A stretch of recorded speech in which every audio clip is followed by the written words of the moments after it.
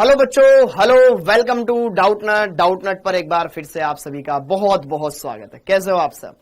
एक बार फिर से यार वापस से हम मिल रहे हैं बढ़िया से अच्छे तरीके से एक नई शुरुआत करने के लिए हम सब अच्छे से तैयार हो रहे हैं। ठीक है, तो आ जाइए जी, आ जाइए। आई होप आप सभी की दिवाली एकदम बढ़िया रही होगी, एकदम शानदार रही होगी। आपने बढ़िया से पढ़ाई भी की होगी, अच्छे से दिवाली सेलिब्रेट भी की होगी, ओके, और अच्छे से अपना बैकलॉग भी क्लियर कर लिया होगा। मेरी दिवाली एकदम बढ़िया रही। गुड इवनिंग जी, गुड इवनिंग। कैसे हो आप सब? आ जाओ जी, आ जाओ, आ जाइए बेटा, आ जाइए। अगर मुझे भूल गए हो तो मैं बता दूं, my name is Kamesh Kumar Jangid, your master teacher of chemistry. हाँ जी, आ जाइए। कैसे हो आप सब? हेलो बेटा, एकदम मस्त रही, एकदम शानदार। हेलो हेलो हेलो, आप कैसे हो? देख लो कैसे कंप्लीट करें। मत कर, अब तेरे से नहीं हो पाएगा, दिवाली की छुट्टियों में नहीं कर पाया है तो। आ जाओ जी, आ जाओ, आ जाइए, आ जाइए, आ जाइए। कैसे हो आप सब? मैं एकदम बढ़िया हूँ बेटा, एकदम बढ़िया हूँ। आई होप आप भी एकदम बढ़िया होंगे, एकदम अच्छे होंगे। ठीक है, आ जाओ जी, आ जाओ। अच्छा हाँ, आ जाओ। कौन सी मिठाई खाई बेटा? बहुत सारी खाई है मिठाइयाँ तो। घर में जो बनी वो खा ली, बाहर से लेकर आ गए वो खा ली। ठीक है, फिर खा ली, और फिर उसके अलावा भाई दूज पर अलग मिठाइयाँ आई, वो अलग खा ली। तो चल ही रहा था प्रोग्राम खाने पीने का। ओके, टेस्ट का सिलेबस। हाँ, एक इंपॉर्टेंट बात जरूर पूछी रीता जी ने। तो बेटा देखो ध्यान से, इस आगामी संडे को आपका टेस्ट है, और उस टेस्ट का सिलेबस जैसे कि आपको पता होगा कि अगला वाला आपका पार्ट टेस्ट है, और पार्ट टेस्ट का सिलेबस मैं आपको बता देता हूं कि क्या क्या चैप्टर उसमें आने वाले हैं, क्या क्या चैप्टर्स उसमें आने वाले हैं, क्या क्या चैप्टर्स उसमें आने वाले हैं। ठीक है, ओके। तो यार इस बार तो अपन ज्यादा कुछ कर नहीं पाए, तो यहां पर जो चैप्टर है वो, अच्छा चैप्टर नहीं, टेस्ट सिलेबस, टेस्ट का जो सिलेबस है बेटा वो यहां पर मैं बता देता हूं आपके। मैं उसमें दे रहा हूं 3 चैप्टर, 3 चैप्टर में उसको दे रहा हूं बेटा, 3 चैप्टर में उसमें दे रहा हूं। ठीक है, पहला है आपके पास कोऑर्डिनेशन कंपाउंड, कोऑर्डिनेशन कंपाउंड। ठीक है, कोऑर्डिनेशन कंपाउंड। ठीक, सेकंड है आपके पास आईयूपीएसी, ऑर्गेनिक आ जाएगा। ठीक है, आईयूपीएसी और देन आइसोमेरिज्म, ऑर्गेनिक वाला। ठीक है, कोऑर्डिनेशन में बाकी हुआ ही गया। तो ये 3 चीजें हैं बेटा जो आपको यहां पर अच्छे से पढ़ के आने। ठीक है, क्योंकि इन तीनों का टेस्ट होगा इस संडे को।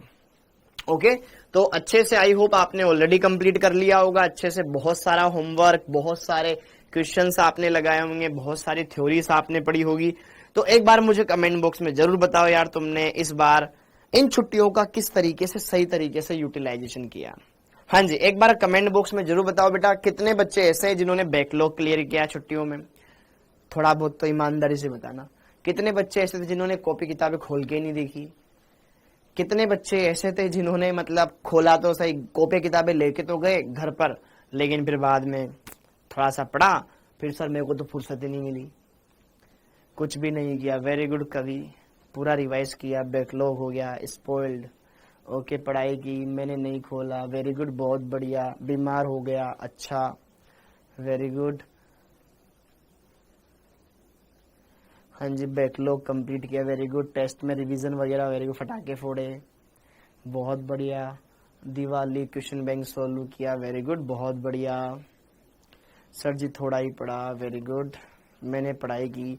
देखो ध्यान से बेटा, जिन्होंने पढ़ाई की है वाकई में उनको फायदा होगा, क्योंकि ऐसा रिवीजन का मौका अब दोबारा शायद आपको ना मिले। ठीक है, क्योंकि जो बच्चे ऐसा कुछ नहीं, लेकिन आपको इन चीजों का फायदा उठाना चाहिए था। ये 6 दिन ना आपको पढ़ाई से जोड़ के रखते। इन 6 दिनों में बहुत सारे बच्चे ऐसे होंगे जिन्होंने भूल ही गए होंगे कि हम नीट की तैयारी भी कर रहे थे। ठीक है, तो वापस से अब आपको मेहनत में लग जाना चाहिए, अच्छे से अपने सारे के सारे जो भी अस्त्र शस्त्र थे जो आपने त्याग दिए थे कुछ दिनों के लिए, उनको वापस से ठाम ठिकाने लेकर आओ और बढ़िया से पढ़ाई करने के लिए तैयार हो जाओ। ठीक, और अब दिन ऐसे निकलेंगे तुम्हें पता भी नहीं चलेगा। ये 6 दिन अगर आप देखोगे ना, बहुत जल्दी निकल गए, पता ही नहीं चल रहा है, क्योंकि अब दिन छोटे होने वाले हैं। छोटे दिन होंगे, रातें लंबी होगी, पता नहीं चलेगा कब टाइम निकल जाएगा। ठीक, अभी ये नवंबर अभी स्टार्ट हुआ था, देखो देखते देखते 16 तारीख हो गई। बहुत जल्दी जल्दी समय निकलने वाला है। तो ये नवंबर, दिसंबर, जनवरी, फरवरी, इन 4 महीने को सही तरीके से पढ़ लेना ताकि आगे चल करके आपको दिक्कत ना आए। ठीक है, तो अच्छे से सारी बातें क्लियर करेंगे, अच्छे से सारी बातें समझेंगे, अच्छे से सारी चीजें क्लियर होगी। ओके, और बढ़िया से बस आपको उनको फॉलो करना है बच्चों। और केमिस्ट्री में तो वैसे भी हमारे बहुत सारे चैप्टर्स हट चुके हैं, तो अब आप जो भी चैप्टर कर रहे हैं उसको ये मान करके करें कि भैया यही इंपॉर्टेंट है, इसमें से मेरे क्वेश्चन आएंगे ही आएंगे, उसको तो मेरे को पढ़ना ही है। ठीक, ये ना सोचें कि इसमें से ही मैं कुछ चैप्टर छोड़ दूं, तो भाई ऐसे छोड़ते जाओगे तो नीट भी तुम्हें छोड़ देगी। ठीक, ओके, तो अगर आप नीट का एग्जाम क्रैक करना चाहते हो तो इन चैप्टर्स को तो आपको एनी हाउ अच्छे से कंप्लीट करना ही पड़ेगा। ठीक, तभी आपके अच्छे नंबर आएंगे। ओके, तो अब आपकी दिवाली तो निकल गई, अब आपका दिवाला ना निकल जाए, बढ़िया से पढ़ाई करने लग जाओ। ओके बेटा, छठ पूजा की बेटा आई डोंट नो कि छुट्टी है या नहीं है, जैसा भी होगा वो सैटरडे को आपको बता दिया जाएगा। वैसे मुझे लगता है कि शायद नहीं है। छठ पूजा बेटा औरतों का पर्व है, ठीक है, आपका उसमें कोई रोल हो नहीं सकता मुझे जहां तक लगता है। ठीक है, सुबह सुबह स्नान करके आ जाना, फिर बाकी टाइम पेपर दे लेना। ठीक है, ओके, तो अच्छे से यहां पर आपको इसको पढ़ना है, बढ़िया से क्लियर। कोर्स प्लान बताओ, क्या बताओ कोर्स प्लान, पढ़ो चुपचाप। ये प्लान बताओ, वो प्लान बताओ, करते कुछ हो नहीं, ये भी कर दो वो भी कर दो। ठीक है बेटा, एक पढ़ने वाले बच्चे को सिर्फ एक बढ़िया स्टडी मटेरियल चाहिए, बढ़िया से उसको क्लास के नोट्स चाहिए, बढ़िया से वो समझ में आ जाए, अच्छे से क्वेश्चंस लग जाए और उसके डाउट्स क्लियर हो जाए, PYQs लग जाए, एनफ है। बाकी जो भी कर रहे हैं वो अपनी तरफ से एक्स्ट्रा कर सकते हो आप, उसमें कोई वो नहीं है। ठीक, वो आपको सोचना चाहिए बाकी बच्चा। ठीक, अब आगे बढ़ते हैं, अब सारी बातें एक तरफ, पढ़ाई पर आते हैं, फोकस करते हैं जल्दी से। ओके, समय कम है बेटा और आपको अच्छे से यहां पर सारी बातें समझनी है। हाँ जी बेटा, इस संडे को आपका टेस्ट है, 19 नवंबर को आपका टेस्ट है। ठीक, पार्ट टेस्ट जिसमें 3 चैप्टर आने वाले हैं, कोऑर्डिनेशन, IUPAC और आइसोमेरिज्म। ओके राकेश जी करेंगे, वो भी करेंगे। आज ऑर्गेनिक है, जी हाँ बिल्कुल बेटा ऑर्गेनिक है। हाँ, तो आज हम पढ़ेंगे ऑर्गेनिक के अंदर प्रकाशिक समावयवता। तो ऑर्गेनिक वाली नोटबुक निकाल लो और बढ़िया से उसके अंदर सारी बातें समझने के लिए वापस से तैयार हो जाओ, एकदम मक्खन है। हमने इनऑर्गेनिक में भी पढ़ा था प्रकाशिक समावयवता, तो वो वहां का जो थोड़ा बहुत ज्ञान हमने अर्जित किया वो यहां भी काम आएगा, वहां यहाँ का ज्ञान वहां भी काम आया था। एकदम मक्खन, एकदम सरल सहज बातें चलने वाली है। हाँ जी, अब जरा देखो ध्यान से, अच्छे से सारी बातें समझनी है, अच्छे से सारी बातें क्लियर करनी है, सब चीजें यहां पर अच्छे से क्लियर करेंगे। ओके, और कोई भी इधर उधर की फालतू कमेंटबाजी ना करे, चुपचाप से पढ़ने आए, पढ़ो बेटा, अच्छे से बातें करो, पढ़ाई वाली, इधर उधर की बातें ना करें। हाँ जी, अंकित यादव बेटा आज होमवर्क नहीं डल पाया क्योंकि अभी 2 बजे तो बेटा मैं आया हूं यार। ठीक है, ओके। ट्रांस इफेक्ट क्या है बेटा, दीक्षा जी वो इनऑर्गेनिक में पढ़ेंगे, अभी यहाँ पे उसके बारे में कोई चर्चा नहीं। लेक्चर नंबर 7, बिल्कुल ये लेक्चर नंबर 7 है, बढ़िया से अच्छे से। अब थोड़ी देर में आपके कमेंट्स हाइड कर रहा हूं, पढ़ाने पे फोकस करते बेटा। ओके, ठीक है, ओके जी। तो प्रकाशिक समावयवता हम पढ़ रहे थे, बहुत ही इंटरेस्टिंग टॉपिक है ऑर्गेनिक की। अगर आपको ढंग से पकड़ मजबूत करनी है तो इस टॉपिक का आना आपको बहुत जरूरी है। ठीक है, प्रकाशिक समावयवता बहुत ही सिंपल टॉपिक है, पता नहीं बच्चे क्यों परेशान होते हैं, समझ में कम आता है, क्या चक्कर, लेकिन बहुत सिंपल टॉपिक मानता हूं मैं, नीट के लिहाज से तो बहुत ही सिंपल टॉपिक है। ओके, अब अपनी पुरानी चीजें पर रिवाइज करते हैं कि हमने पुराने लेक्चर्स के दौरान क्या पढ़ा था। ओके, अभी कुछ लिखवा नहीं रहा हूं मैं, जस्ट रिवीजन करवा रहा हूं। ओके, तो भाई साहब प्रकाशिक समावयवता के अंदर हमने सबसे पहले पढ़ा था कि प्रकाशिक सक्रिय यौगिक क्या होते हैं, प्रकाशिक सक्रियता क्या होती है। वे यौगिक जो समतल ध्रुवित प्रकाश के तल को घुमा देते थे, उसके तल में परिवर्तन कर देते थे, प्रकाशिक सक्रिय यौगिक कहलाते थे, और ये परिघटना प्रकाशिक सक्रियता कहलाती थी। जो दक्षिण दिशा में घुमाते थे उसको दक्षिण ध्रुवण घूर्णक कहा जाता था, इंग्लिश में डेक्स्ट्रो रोटेटरी कहा जाता था, इनऑर्गेनिक में भी लिखा था। इसको स्मॉल डी या प्लस के चिन्ह से दर्शाते, स्मॉल डी से ही दर्शाना, कैपिटल डी मत करना, ठीक है, दिक्कत हो जाएगी वरना। और जो वामावर्त दिशा में घुमाते हैं, एंटी क्लॉकवाइज डायरेक्शन में घुमाते हैं, उनको बोला जाता था वाम ध्रुवण घूर्णक। क्या बोलते थे, वाम ध्रुवण घूर्णक, बोलते थे लीवोरोटेटरी, इसलिए इसको स्मॉल एल या माइनस के चिन्ह से दर्शाते थे। इतनी बातें हो गई। फिर मैंने आपको बताया था कि यार ये तो प्रैक्टिकल है, प्रैक्टिकल करके हम देख सकते हैं, लेकिन अगर हमें यहां पर एग्जाम में बताना है कि कौन सा कंपाउंड प्रकाशिक सक्रिय है, किसमें किरेलता पाई जाती है, किरेलता का मतलब जो अणु प्रकाशिक सक्रिय हो, वही है यहां पर। अब इसके लिए मैंने आपको पढ़ाया था किरेल कार्बन क्या होता है या किरेल परमाणु क्या होता है। ऐसा परमाणु जो पहली बात तो sp3 संकरित हो, दूसरी बात उसके अंदर जितने भी जो बंध हैं सब अलग अलग परमाणु से बने। जैसे ये कार्बन है, 4 बंध बनाएगा sp3 संकरण में, तो चारों के चारों बंध अलग अलग परमाणुओं से कंप्लीट होने चाहिए या अलग अलग समूहों से कंप्लीट होने चाहिए। वो हमने देखा, किरेल कार्बन देखा, फिर किरेल अणु भी मैंने बताया। किरेल कार्बन असम्मित कार्बन, किरेल अणु पूरा ही अणु असम्मित, किसी प्रकार की सम्मितता न हो। किरेल अणु क्या होता है? ऐसा अणु जिसमें किसी भी प्रकार की सम्मितता न हो, वो होता है किरेल अणु। अगर किसी अणु में सिर्फ एक ही किरेल कार्बन है, वो तो हमेशा ही असम्मित होगा, ये मैंने आपको बताया। लेकिन अगर किसी अणु में 2 या 2 से ज्यादा किरेल कार्बन है, तो वो अणु किरेल हो भी सकता है और नहीं भी, ये भी मैंने आपको बताया। और जरूरी नहीं है कि अणु में किरेल कार्बन हो तभी वो कैसा हो, असम्मित हो। बिना किरेल कार्बन के भी अणु असम्मित हो सकता है। इतनी बातें मैंने आपको बताई। हर एक बात को ढंग से सुनना, अपने कॉपी के पन्ने पलटते रहना, ऑर्गेनिक पढ़ रहे हैं, ये मैंने आपको बताया।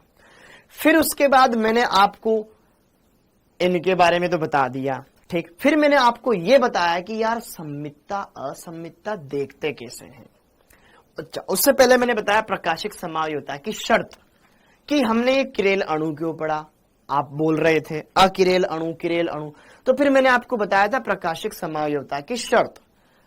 तो वे जो किरेल होते हैं, वे अणु जो किरेल होते हैं, वो प्रकाशिक समायोजकता दर्शाते हैं। किरेल का मतलब असम्मित, और जो असम्मित है तो वो प्रकाशिक समायोजकता दर्शाते हैं। तो प्रकाशिक समायोजकता का मतलब वे अपने अनअध्यारोप्य दर्पण प्रतिबिंब बनाते हैं, मतलब वह यौगिक अपना जो प्रतिबिंब बनाएगा उसके ऊपर सुपर इम्पोज नहीं होगा, अध्यारोपित नहीं होगा। तो मतलब हमें यह समझ में आया, जो प्रकाशिक समायोजकता दर्शाता है उसका हमें दर्पण प्रतिबिंब भी काउंट करना है, जो मैंने इनऑर्गेनिक में भी आपको सिखाया था। इतनी बातें हमने देखी। फिर उसके बाद मैंने आपको बताया कि यार सम्मितता कैसे देखते हैं, कैसे हम चेक करते हैं कि कौन सा अणु सम्मित है या असम्मित है। इनऑर्गेनिक में भी बताया था, यहां भी बताया। पीओएस और सीओएस, कोई भी सम्मित तल देख लो या सम्मित केंद्र देख लो, जिसके आसपास आपको लगे कि अणु सम्मित है, भैया वो तो किरेल होगा ही नहीं, क्योंकि किरेल का मतलब असम्मित, सम्मितता आ गई तो वो सम्मित हो गया, सम्मित अकिरेल हो गया। तो ये बातें मैंने आपको बताई, क्लियर हो गया। फिर मैंने आपको ये बताया कि यार हम आगे चल करके ऑर्गेनिक के अणुओं को किस तरीके से रिप्रेजेंट करते हैं, वो मैंने आपको बताया। किसी भी कार्बनिक यौगिक का निरूपण करने के कुछ अलग अलग मेथड होते हैं, जिसमें सबसे पहले मैंने आपको बताया वेज डैश निरूपण। वेज डैश निरूपण, अगर कोई sp3 कार्बन है तो उसके 2 बंध तो एक ही तल में होते हैं, एक बंध तल के आगे जिसको हम डार्क लाइन से रिप्रेजेंट करते हैं, और एक बंध तल के पीछे होता है जिसको डैश डैश लाइन से हम रिप्रेजेंट करते हैं। ये बाहर की ओर, ये तल के पीछे, ये दोनों तल में। इसको ऐसे भी हम बना सकते हैं, डार्क वाला, ये सिंगल वाला, ऐसे ही बना सकते हो, ऐसे ही बना सकते हो, या इसमें रंग भी भर सकते हो, कोई दिक्कत नहीं उस बात से। ये आगे, ये अभी भी पीछे। फर्क क्या है, बस हम इसको ऐसे टेढ़ा करके देख रहे हैं तब भी आगे वाली उंगली आगे, ये पीछे वाली पीछे ही है, और ऐसे उठा के देखा तब भी आगे वाली उंगली आगे, पीछे वाली पीछे। बस फर्क ये है आप ऐसे देख रहे हो या ऐसे देख रहे हो, ठीक है, देखने का नजरिया है। Clear, okay. ये हमने देखा वेज डैश निरूपण। फिर दूसरा निरूपण मैंने पढ़ाया आपको सोहोर्स। सोहोर्स 3D मॉलिक्यूल का 2D में रिप्रेजेंटेशन, सीधे y उल्टे y ऐसे बनाया, एकदम सिंपल था, इसमें तो कोई दिक्कत नहीं आई आपको। फिर उसके बाद मैंने आपको पढ़ाया न्यूमैन प्रक्षेप सूत्र। न्यूमैन प्रक्षेप सूत्र में क्या करते हैं, हम किसी एक साइड से इस मॉलिक्यूल को देखते हैं तो आगे वाला कार्बन पीछे वाले कार्बन को पूर्णतया ढक लेता है, क्योंकि एक सीधी सरल रेखा होती है दोनों, एक सिंगल बॉन्ड। अगर मैं आगे वाले को देखूंगा इस तरफ से तो पीछे वाला ढक जाएगा, ठीक है। तो यहां पर ये अगर ये आगे वाला कार्बन है, पीछे वाला कार्बन है, ऐसा आगे वाले कार्बन को न्यूमैन में डॉट से दर्शाते हैं, पीछे वाले को गोले से दर्शाते हैं। कैसा है आगे वाले का, सीधा वाई, तो यहां पर इस आगे वाले कार्बन से मैच करा दो।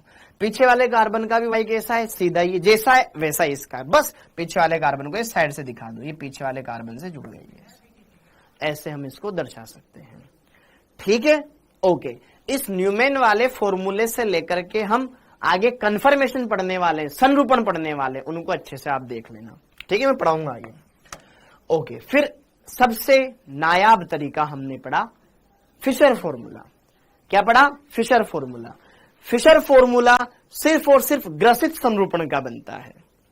ग्रसित संरूपण, आगे वाले कार्बन का भी सीधा वाई तो पीछे वाले का भी सीधा, आगे वाले का उल्टा तो पीछे वाले का भी उल्टा, उसको बोलते हैं ग्रसित संरूपण। लेकिन अगर आगे वाले कार्बन का वाई सीधा है और पीछे वाले का उल्टा है, या मैं कहूं आगे वाले कार्बन के परमाणु पीछे वाले कार्बन के परमाणु के जस्ट बीच में हो, तो ये ग्रसित संरूपण की बजाय सांत्रित संरूपण कहलाता है।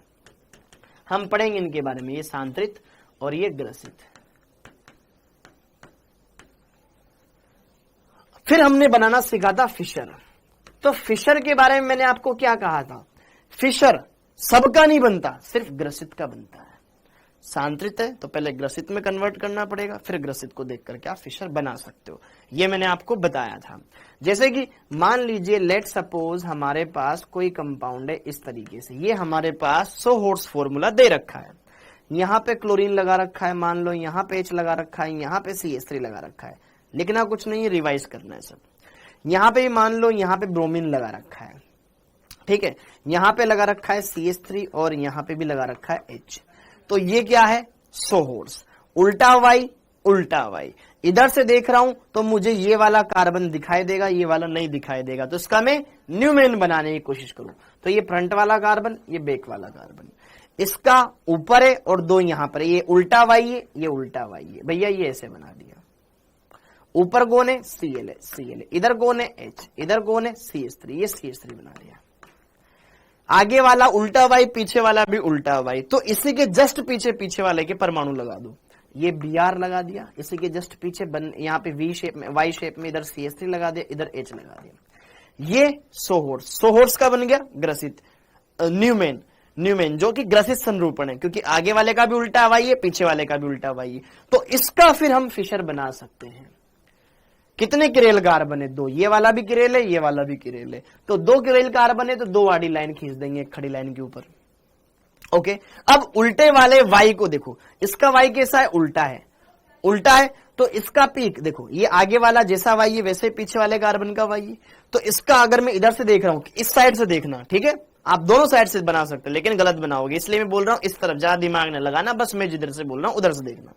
इधर से देखा मैंने इसको, तो मेरे को क्या दिखाई दिया, उल्टा वाई दिखाई दिया, तो ऊपर से स्टार्ट हो जाओ, ठीक है। इसके राइट साइड में H है, लेफ्ट साइड में CH3, इधर H लगा दो, इधर CH3 लगा दो, ये वाला किरेल कार्बन तैयार है।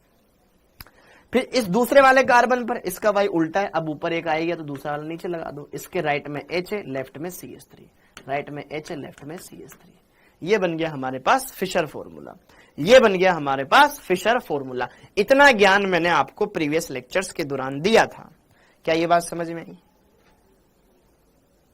बोलो, ठीक है। फिर ये कन्वर्जन हम आगे भी खेल लेंगे, लेकिन हमारे नीट में इतने कन्वर्जन काम में नहीं आते, हमारा डायरेक्ट आ जाता है, ठीक है, तो हमें आराम से सारी चीजें समझ में आएगी। इतनी बातें क्लियर हो गई सबको, इतनी बातें एकदम मक्खन हो गई बेटा। तो आज हम क्या करेंगे, इनमें थोड़े आगे की बातें करेंगे।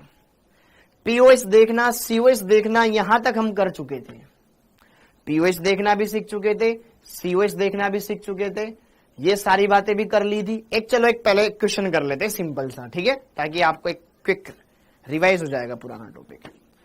ओके, फिर आगे बढ़ेंगे, ठीक है। ओके, एक क्वेश्चन करो, क्वेश्चन, निम्न यौगिकों में किरेल कार्बनों की संख्या बताएं। निम्न यौगिकों में, निम्न यौगिकों में किरेल परमाणुओं की संख्या बताएं।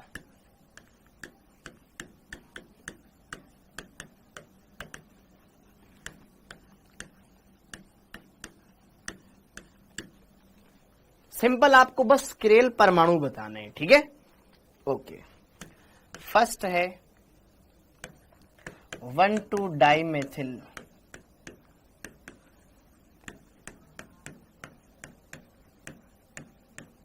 साइक्लोहेक्सेन। फिर अगला है 1,3-डाइमेथिल साइक्लोहेक्सेन।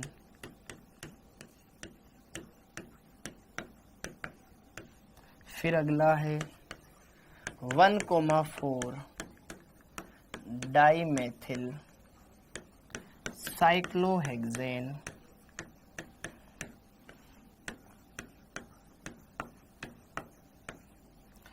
अगला है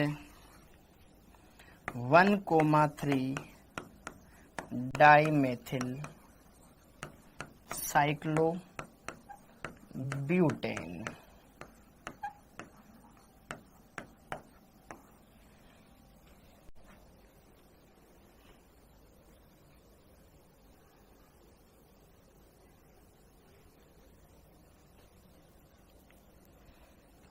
हाँ जी, इनमें आपको बताना है किरेल कार्बन है या नहीं है, ठीक है। एक बताना है, ठीक है, 3-मेथिल पेंटेन। फटाफट से कर लो, कोई टाइम नहीं लगना चाहिए इसमें।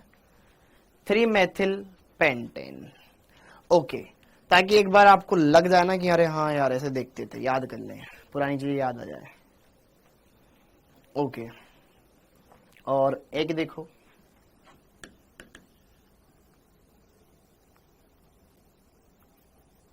ठीक है, अभी इतनी है, ठीक है, बाकी अब प्रैक्टिस में आते जाएंगे, वो फ्लो में आ जाएंगे। हाँ जी, देखो इसमें बताओ किसमें किरेल कार्बन परमाणु कितने हैं। ओके, ट्राई करो।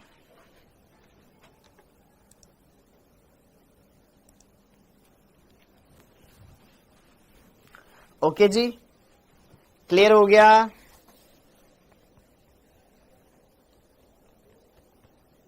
टेस्ट में बेटा क्या आएंगे, क्वेश्चंस आएंगे बेटा।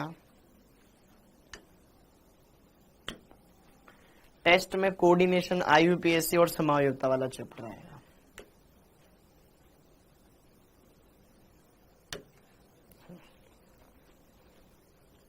हाँ जी, लाइट जला रखी ना बेटा, और कितनी लाइट जलाएं। ओके,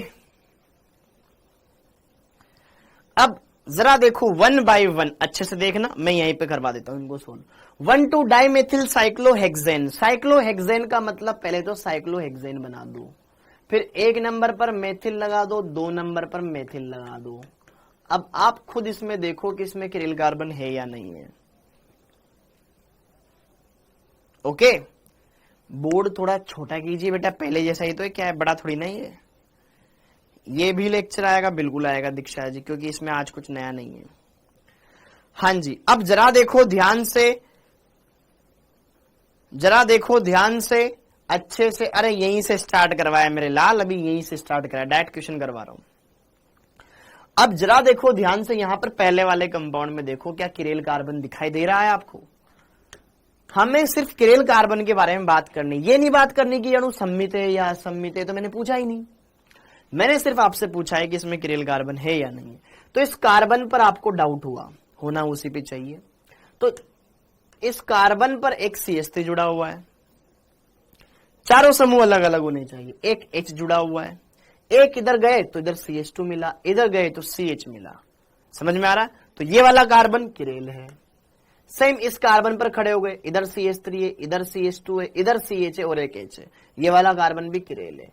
तो इसमें 2 किरेल कार्बन है। समझ में आया? इसमें 2 किरेल कार्बन है। अगर मैं यही 1/3 कर देता हूं, यही मैंने क्या कर दिया बच्चों, 1/3 कर दिया, इसको एक को यहां पे लगा दिया और एक को 3rd नंबर पे लगा दिया। क्या अब इसमें कोई किरेल कार्बन पॉसिबल हो सकता है, इस पर हम बात करेंगे। तो अब इस कार्बन पर अगर मैं खड़ा हो जाता हूं तो किरेल कार्बन की परिभाषा होती है जिसके चारों समूह अलग अलग हो, पॉसिबल हो जाओ, ठीक है। इस पर देखो एक H जुड़ा हुआ है, एक CH3 जुड़ा हुआ है, इधर जुड़ा हुआ है CH2, इधर भी जुड़ा हुआ है CH2, क्या ये किरेल है? इधर भी CH2, इधर भी CH2, दो समान समूह, क्या ये किरेल है?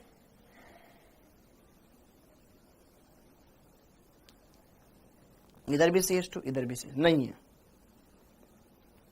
लेकिन आप ये देखो कि ये दोनों के दोनों किरेल कार्बन आगे चल करके कहीं ना कहीं ये जो कार्बन है इधर भी जा रहा है, इधर भी जा रहा है। आपको क्या करना है, सिर्फ एक कार्बन को ही देख के नहीं रुकना है। मैं क्या बोल रहा हूं, ध्यान से देखना। आपको सिर्फ एक पहला ही कार्बन देख के नहीं रुक जाना है कि अरे यार इधर तो CH2, इधर भी CH2 किरेल नहीं है। जब तक दोनों दिशाओं से गए और समान समूह ना रिपीट हो जाए, अगर दोनों तरफ से जाने पे समान समूह आ रहे तो हम बोल देंगे किरेल नहीं है, लेकिन कहीं भी अंतर आ जाए तो भैया ये किरेल है। इधर देखो, इधर गया CH2, इधर गया CH2, इधर आगे बढ़ा CH2, इधर आगे बढ़ा CH, हो गया ना किरेल, चारों बंद अलग अलग। इस कार्बन पे खड़े हो जाओ, इधर देखो एक H है, एक CH, इधर CH2, इधर CH2 है, लेकिन इधर गया CH2, इधर गया, यहां अलग समूह आ गया। समान दूरी तय करने पर समान समूह नहीं मिल रहे हैं दोनों दिशाओं से, मतलब ये भी किरेल है, तो इसमें दो किरेल कार्बन हो गए। ये पहचानना आना चाहिए। अब 1,4-डाइमेथिल साइक्लोहेक्सेन, 1,4-डाइमेथिल साइक्लोहेक्सेन, एक नंबर पर मेथिल, फिर 4 नंबर पर मेथिल। ये बेंजीन मत बना लेना कोई, ओके। अब इसमें भी दो है, वेरी गुड। अब देख ध्यान से, इधर देख, एक CH3 है, एक H है, इधर गया CH2, इधर गया CH2, दोनों दिशाओं में गया CH2, आगे बढ़ो, इधर भी CH2, इधर भी CH2, यहां CH। अबे पागल, दोनों दिशाओं से गए, सेम ही तो समूह आ रहे हैं। इसमें 0 है, इसमें कोई किरेल कार्बन नहीं है। इधर जा रहा हूं CH2, इधर गया CH2, इधर गया CH2, इधर गया CH2, फिर इधर से यहां, इधर से भी यहां आया, इसमें कोई किरेल कार्बन नहीं है ना। दोनों दिशाओं से जाने पर समान समूह रिपीट हो रहे हैं, तो यहां पर आपके अंदर कोई किरेल कार्बन नहीं है, इसमें 0 किरेल कार्बन है।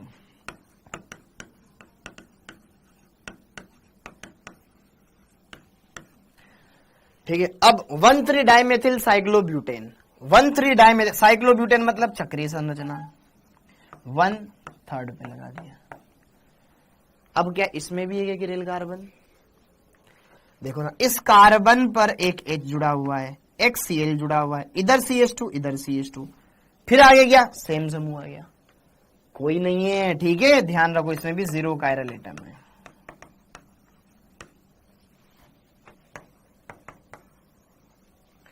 यस और नो? ठीक है, ओके। एक F और लिख लो, हाँ जी, F और लिख लो। ठीक है, F ऐसा कंपाउंड बना दिया,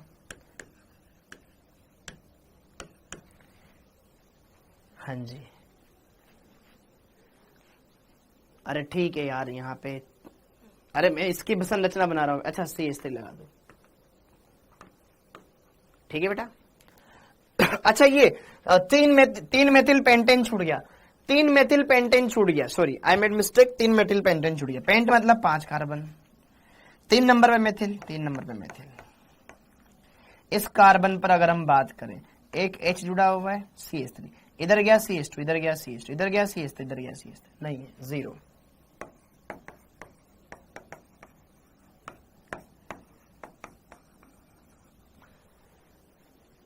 ठीक है, ओके, समझ में आया क्या? अरे क्लास चल रही है नेहा जी, एकदम चल रही है, धमाकेदार चल रही है class. Hello hello hello, class चल रही है बेटा। 0। अब इसमें देखो, इसमें क्या किरेल कार्बन दिखेंगे आपको? इस कंपाउंड में आपको डेफिनेटली किरेल कार्बन दिखेंगे कि नहीं दिखेंगे? 2 है ना, वेरी गुड, 2, यस सर, दिखेंगे, 2 है। अबे नालायक हो, इस कार्बन पर जुड़ा हुआ है एक H, एक Cl, इस पे 2 समूह अलग, लेकिन इधर गया, इधर भी CH2, इधर गया, इधर भी CH2, इधर गया CHBr मिला ना दोनों दिशाओं से, कहां मिला? इधर देखो, इस कार्बन पे खड़े जाओ, यहां पे CHBr है, CHABr है, इधर गया CH2, यहां आया CHCl आया। अरे भैया सेम ही तो समूह है, दोनों दिशाओं से जाने पर भी जीरो है, जीरो कैरल कार्बन है। अब ऊपर नीचे अलग अलग समूह क्या लगाए, तुम तो भावुक हो गए। ठीक है, नहीं बनेगा। ओके, तो किरेल कार्बन परमाणु आपको देखने आने चाहिए। अब ये खत्म हो गया हमारा। ठीक है, हमने समझ लिया, अच्छे से समझ लिया, सारी बातें क्लियर कर ली, पुराना रिवाइज कर लिया। अब चलो अब हेडिंग डाल लेते हैं। पीओएस सीओएस भी देख लिया, अच्छे से कर सकते हो। ओके, पीओएस सीओएस भी देख लिया हमने, एकदम सिंपल तरीके से सारी बातें हमने देख ली, एकदम मक्खन तरीके से। अब हम बात करते हैं अगले पड़ाव पर। अब हेडिंग डाल लो। अरे क्या हो गया? अब हेडिंग डाल लो। जैसे हमने प्रकाशिक ज्यामिति समायोजता में बेटा EZ विन्यास पढ़ा था, वैसे अब हम पढ़ने वाले हैं प्रकाशिक समायोजता में RS विन्यास, RS विन्यास, RS विन्यास। ठीक है, तो हेडिंग डाल लो RS विन्यास। वहां डबल बॉन्ड क्या हम बता रहे थे, E होगा कि Z होगा, यहां किरेल कार्बन का विन्यास बताएंगे कि R होगा कि S होगा। क्लोरीन और Cl को सेम ग्रुप क्यों मान लिया? देखो दिमाग ही नहीं लगाते बच्चे यार। अरे मिस नेहा जी आपकी क्लास रुक रही थी, पहले तो कमेंट ये कर रहे थे आप। इस कार्बन पर एक क्लोरीन है, एक हाइड्रोजन है, इधर गए CH2, इधर गए CH2, इधर गए, दोनों दिशाओं से सेम ही तो समूह जुड़ रहा है, CHBr। ठीक है, ओके बेटा AOS नहीं पढ़ना। RS विन्यास, RS विन्यास, अब हम पढ़ेंगे RS विन्यास। तो RS विन्यास हमारा अगला टॉपिक है। अगला टॉपिक एकदम बहुत ही बढ़िया है, एकदम बहुत ही सिंपल है, ये भी एकदम लजीज है ना, एकदम आसान है। तो RS विन्यास में हम किरेल कार्बन परमाणुओं के विन्यास बताते हैं, जैसे हमने पहले द्विबंध के विन्यास बताए थे। ये भी एकदम सिंपल टॉपिक है, बढ़िया से हो जाएगा तुम्हारा। ओके, तो इसमें देखो ध्यान से क्या बोलते हैं। R का मतलब क्या होता है?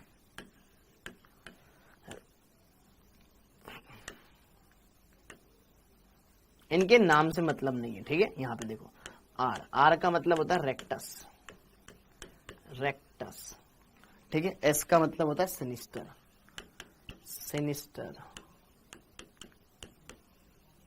R का मतलब रेक्टस, S का मतलब सिनिस्टर। अब हमें इनके मतलब से, इनके फुल फॉर्म से मतलब नहीं होना चाहिए, मतलब होना चाहिए इनका क्या विन्यास होगा किरेल कार्बन का इनमें से। तो जरा देखो ध्यान से, RS विन्यास हम वेजडेस सूत्र में देखते हैं, फिर उसमें फिशर वाले में दिखाऊंगा। AOS नहीं पढ़ाना है भैया, नहीं पढ़ाएंगे, बस केवल यही पढ़ेंगे, दोनों ही पढ़ने बस, POS COS। जब एक से मना किया फिर दूसरा कमेंट कर गया, ठीक है। दो ही पढ़ना है, POS और COS। सम्मिति के तत्व खत्म हो गया बेटा, ठीक है अमर। हाँ, COS और POS देखना था। अब आगे देखो, ठीक है। अब हम इसके बारे में बात करेंगे। तो सबसे पहले हम पढ़ेंगे बेटा वेजडेस,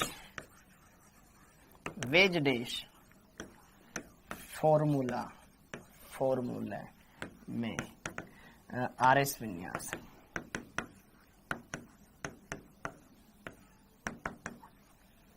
एकदम सिंपल है, बहुत ही मक्खन। देखो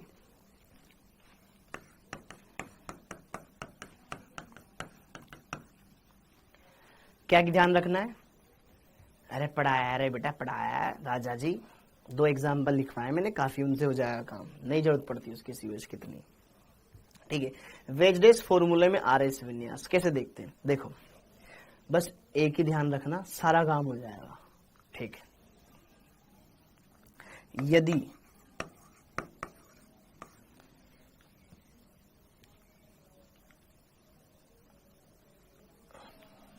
यदि फोर्थ वरीय समूह, फोर्थ वरीय समूह डैश लाइन पर हो तो, अगर फोर्थ वरीय समूह, पहले मेरी बात सुनो, अच्छे से लिखो, सारी बातें क्लियर एकदम, ठीक है। हाँ जी, यदि फोर्थ वरीय समूह डैश लाइन पर हो तो, किसके अकॉर्डिंग? CIP रूल के अनुसार।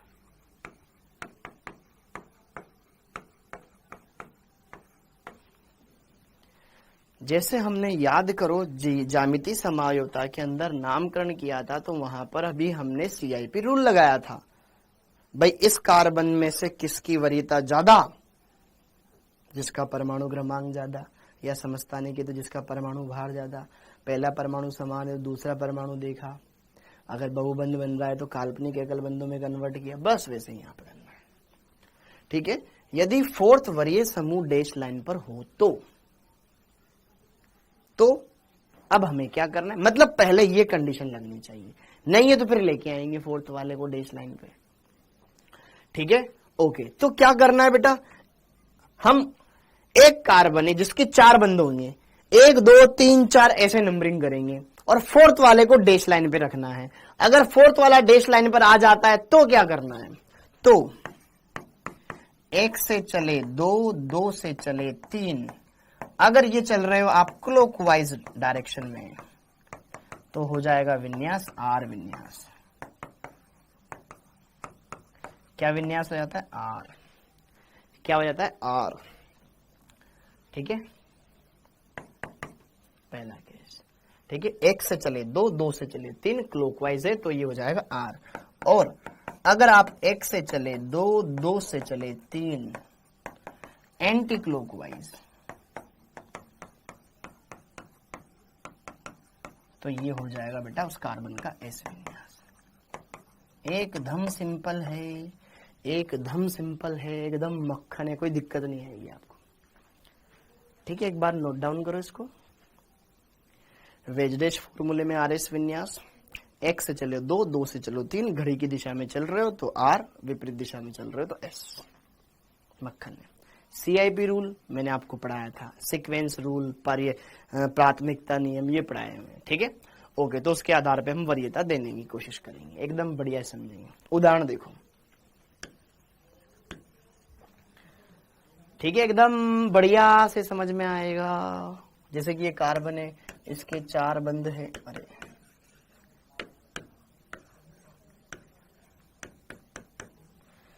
ठीक है, ओके। यहाँ पे मैंने लगा दिया CH3, यहाँ पे लगा दिया मैंने फ्लोरीन, यहाँ पे मैंने लगा दिया क्लोरीन, यहाँ पे लगा दिया मैंने हाइड्रोजन। ठीक, क्या ये कार्बन किरेल है, किरेल है। एक H है, एक फ्लोरीन है, एक CH3, एक Cl है। इस डैश डार्क वाली लाइन को मैं ऐसे भी लिख सकता हूँ, या इसमें कलरिंग भी कर सकता हूँ। ठीक है, कोई फर्क नहीं पड़ता। ओके, हाँ जी। अब आपको क्या करना है, किरेल कार्बन से जुड़े समूहों का CIP रूल के आधार पर अंकन करना है। इस कार्बन से 4 समूह जुड़े हुए हैं, उनका अंकन करो। सेम वही है जो हमने पहले देखा था भैया, उसकी वरीयता ज्यादा होती जिसका परमाणु क्रमांक ज्यादा होता है। पढ़ा था कि नहीं पढ़ा था?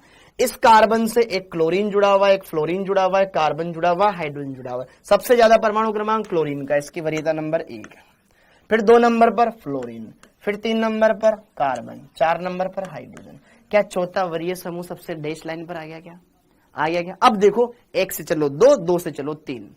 1 कहां है? ये रहा। 2 कहां है? इधर रहा। 3 कहां है? यहां। इधर रहा है, ये इस दिशा में जा रहा है, एंटी क्लॉकवाइज। घड़ी की विपरीत दिशा, एंटी क्लॉकवाइज। तो इस कार्बन का विन्यास क्या हो गया? इस किरेल कार्बन का विन्यास क्या हो गया? एस। क्लियर हो गया क्या? एकदम सिंपल है, एकदम मक्खन है, बहुत ही आसान चीज है। ठीक है,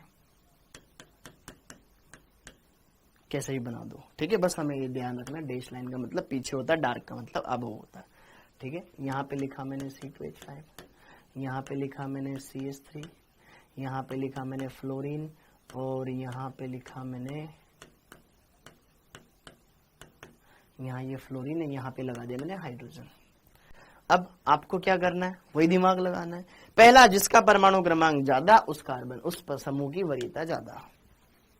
तो इस किरेल कार्बन से एक फ्लोरीन जुड़ रहा है, एक कार्बन जुड़ रहा है, 2 कार्बन वाला समूह, एक हाइड्रोजन। तो 1 नंबर की वरीयता, ये 2 नंबर वाला, क्योंकि इधर 2 कार्बन है, इधर 1 ही कार्बन है। ये 3 नंबर वाला, ये चौथा वाला डैश पर आ गया। 1 2 3, क्या वापस से एंटी क्लॉकवाइज बना गया बेटा? क्या ये हो जाएगा यहाँ पर एस विन्यास वाला? बोलो यस और नो। क्लियर है मामला? ओके, बहुत बढ़िया, एकदम सिंपल चीज है, एकदम सिंपल। ठीक, ओके।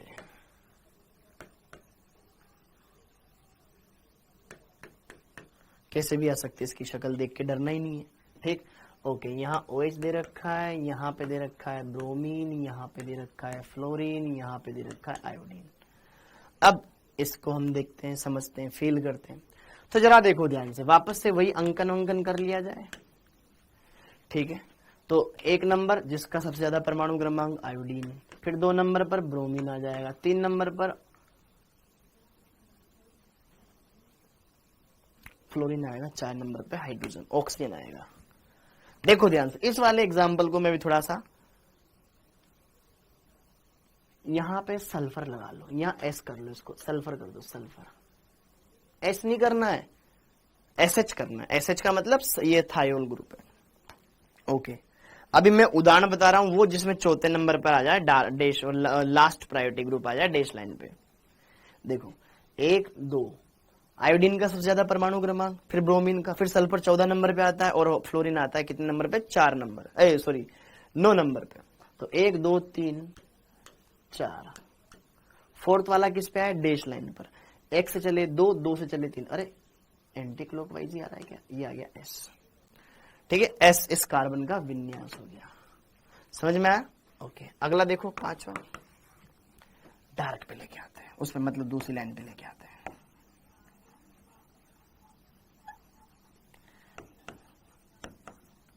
COH, यहां CHO समूह है,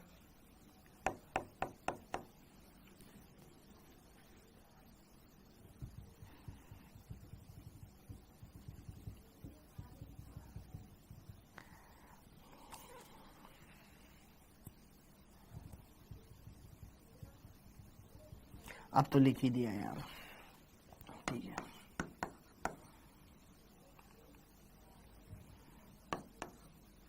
डी मतलब ड्यूटेरियम, डी मतलब ड्यूटेरियम। तो अब जरा देखो ध्यान से, ये कार्बन किरेल है क्योंकि ऊपर से डबल OH जुड़ा हुआ है, इधर CHO जुड़ा हुआ है, इधर D जुड़ा हुआ है, इधर NH2 जुड़ा हुआ है। तो जरा देखो ध्यान, सबसे पहले उसको वरीयता देंगे जिसका परमाणु क्रमांक ज्यादा। क्या इसकी वरीयता ज्यादा, 1 नंबर। अब यहाँ पे पहला परमाणु समान, दूसरा परमाणु समान, लेकिन इसमें COOH आएगा, डबल बॉन्ड हुआ आएगा। तो काल्पनिक एकल बंधों में कन्वर्ट करोगे तो आप देखोगे ये कार्बन 3 ऑक्सीजन से जुड़ा हुआ है, और यहाँ पे COH आएगा, C डबल बॉन्ड O, और फिर H आएगा, 2 ही से जुड़ा हुआ है, तो इसकी वरीयता ज्यादा, ये 4 नंबर। तो ये 1 2 3 ये ऐसा आ गया। छठा एग्जाम्पल ये से आ रहे हैं बार बार दिमाग में। ठीक है,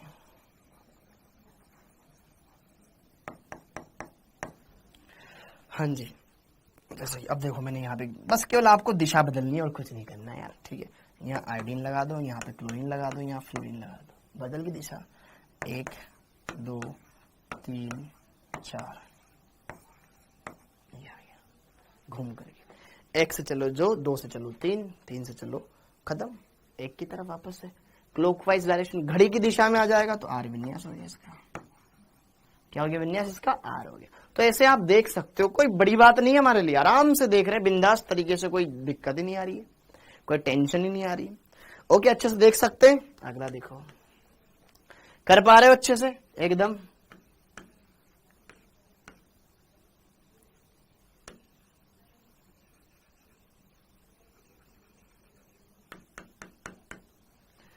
ठीक है, यहां पे लगा दिया मैंने मेथिल, यहां लगा दिया मैंने H। इस कार्बन का विन्यास देखो, एकदम शानदार तरीके से बढ़िया से देख सकते हो, अच्छे से देख के बताओ। ठीक है,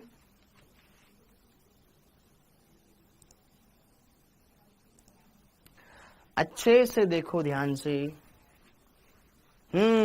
चौथा वाला डैश लाइन पे होना चाहिए, ये बताओ इसका विन्यास बताओ। नंबरिंग समझा दी बेटा, बस कुछ नहीं करना, इस कार्बन से जुड़े हुए समूहों का नंबरिंग कर दे।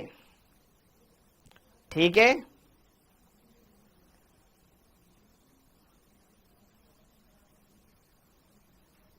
ठीक है, ओके। पहले इसकी वरीयता दो, वरीयता दो, वेरी गुड।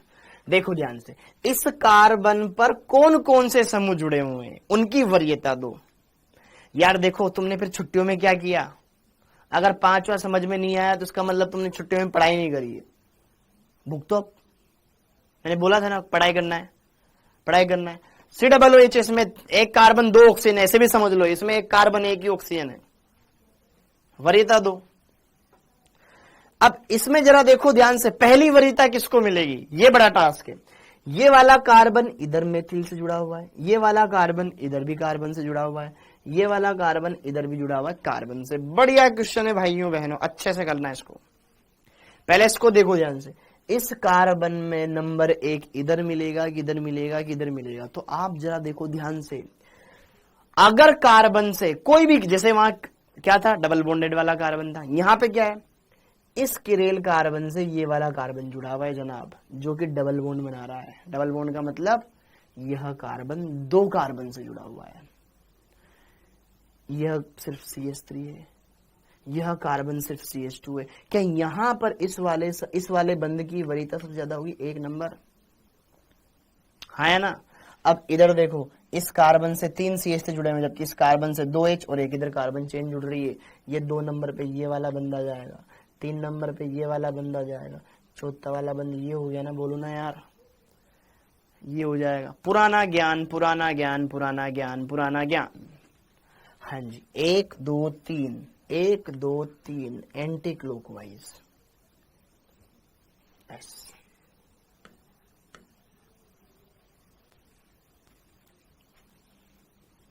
समझ में आया क्या। छठे वाले में क्या पूछना है, क्या है, आयोडीन क्लोरीन फ्लोरीन, इनके परमाणु क्रमांक नहीं पता तुमको, मत पढ़ो। और अब हम हंसेगा, ठीक, ओके, और तुम भी हंसो, मैं चाहता हूं, ठीक। 7 हो गया क्या, क्लियर है। अरे एकदम सिंपल है बेटा वैष्णवी जी, बेटा दोनों में साथ साथ चलने दो, ताकि आपको वही चीजें दोबारा नहीं पढ़नी पड़े, वरना भूल जाओगे फिर बाद में। अभी इसलिए पढ़ाया मैंने इनऑर्गेनिक ऑर्गेनिक इन दोनों चैप्टर को साथ में, ताकि आपका जो इधर पढ़ाया हुआ हैंड टू हैंड उधर काम आ जाए, ठीक, ओके। अगला काफी है यार, ठीक है ना, कितना करेंगे, ओके। तो यहां पर चलो एक और कर लेते हैं, चलो इसी में कर लेते हैं यार, ठीक। दिमाग लगाना बच्चों, दिमाग लगाना है ना, दिमाग लगाना। इधर है यहाँ पे CH3, यहाँ पे जोड़ दिया हमने, क्या जोड़ दिया, क्या जोड़ दिया, H जोड़ दिया, चलो ठीक है, यहाँ जोड़ दिया मैंने OH, क्या जोड़ दिया, OH। इधर देखना बच्चों, यहाँ पे मैंने जोड़ दिया OH, इधर जोड़ दिया मैंने H, इधर जोड़ दिया CH3। क्या ये कार्बन किरेल है, एक H एक CH3 एक OH, इधर अलग समूह, बिल्कुल किरेल है। इधर H OH CH3, इधर अलग समूह, बिल्कुल है, किरेल तो है। काउंटिंग बेटा सही तो करिए, 1 2 3 1 2 3 एंटी क्लॉकवाइज है, सही है बेटा, सही है, ठीक है। दोबारा से मेरी बातों को सुनना, फिर करना काउंटिंग, ठीक। ऑर्गेनिक है मेरे लाल। सर एमी को 2 नंबर मिलेगा ना बेटा, कैसे मिलेगा, एम मेथिल मतलब CH3, इस कार्बन से 3 हाइड्रोजन जुड़े हुए हैं, यह है CH2, जिससे 2 हाइड्रोजन इधर कार्बन जुड़ा हुआ है, ठीक है।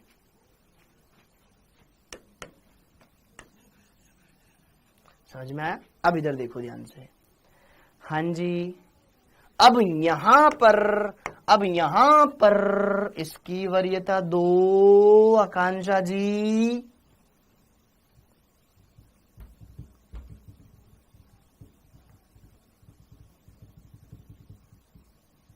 सर हमारे पास दिमाग नहीं है, सर हमारे पास गुलाब जामुन है, गुजिया है, सोन पापड़ी है, हमारे पास और क्या है, मठरी है, दिमाग में नमकीन है, बर्फी है, अभी यही है, फटाके हमारे दिमाग में, बस अभी एग्जाम नहीं है हमारे दिमाग में तो है ही नहीं बाकी चीजें।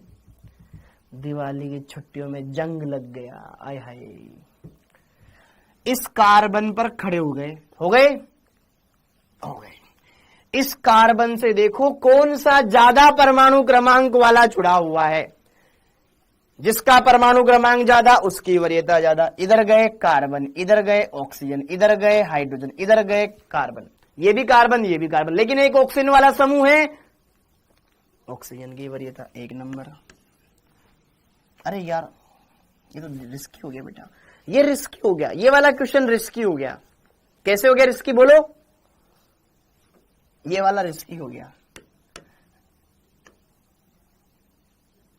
इसको हटा दो, इसको हटा दो, इसको हटा इसलिए दो क्योंकि मैंने ये बताया ही नहीं तो मैं इसमें वेज डैश पे कौन है, डार्क लाइन पे कौन है, ये मैंने ना गलत करवा दिया। ये वाला क्वेश्चन हटा देना, जोश जोश में मैंने भी गलत कर दिया, ठीक है, ओके। क्योंकि मैंने इसमें आपको ये कहाँ बताया कि भैया फोर्थ वाली डैश लाइन तो बताई नहीं ना मैंने, ये तो दूसरा एग्जाम्पल करवा दिया मैंने, ठीक है। इसको हम करेंगे, आगे करेंगे, इसको हम आगे करेंगे, ठीक है। इसको भी रहने दो, इस वाले को हटा दो, बस आगे हल्का सा क्रॉस लगा दो, वहां पे छोटा सा क्रॉस लगा दो, ठीक है, ओके।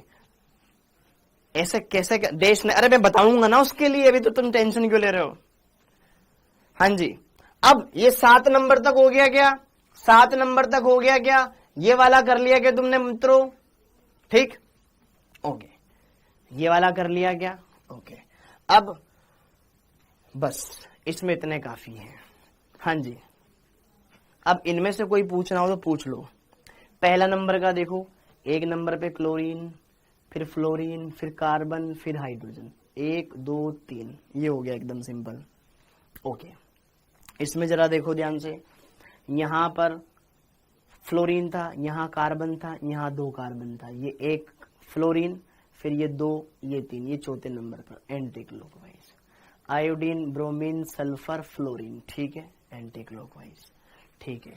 नाइट्रोजन, फिर कार्बन, फिर इधर भी कार्बन, सबसे ज्यादा परमाणु क्रमांक नाइट्रोजन का। डायरेक्ट वाले का देखते हैं, ठीक है। डी मतलब ड्यूटेरियम है, ये ड्यूटेरियम है, ड्यूटेरियम हाइड्रोजन का समस्थानिक, हाइड्रोजन का समस्थानिक, नाइट्रोजन, फिर ये कार्बन, ये का सबसे पहले तो वरीयता इसको मिली, ये भी कार्बन, ये भी कार्बन, लेकिन इससे एक ऑक्सीजन, उससे 2 ऑक्सीजन जुड़े हुए हैं, ऐसे ही समझ लो तुम। 2 नंबर पर, ये 3 नंबर पर, फिर चौथे पे ड्यूटेरियम 1 नंबर पर आता है।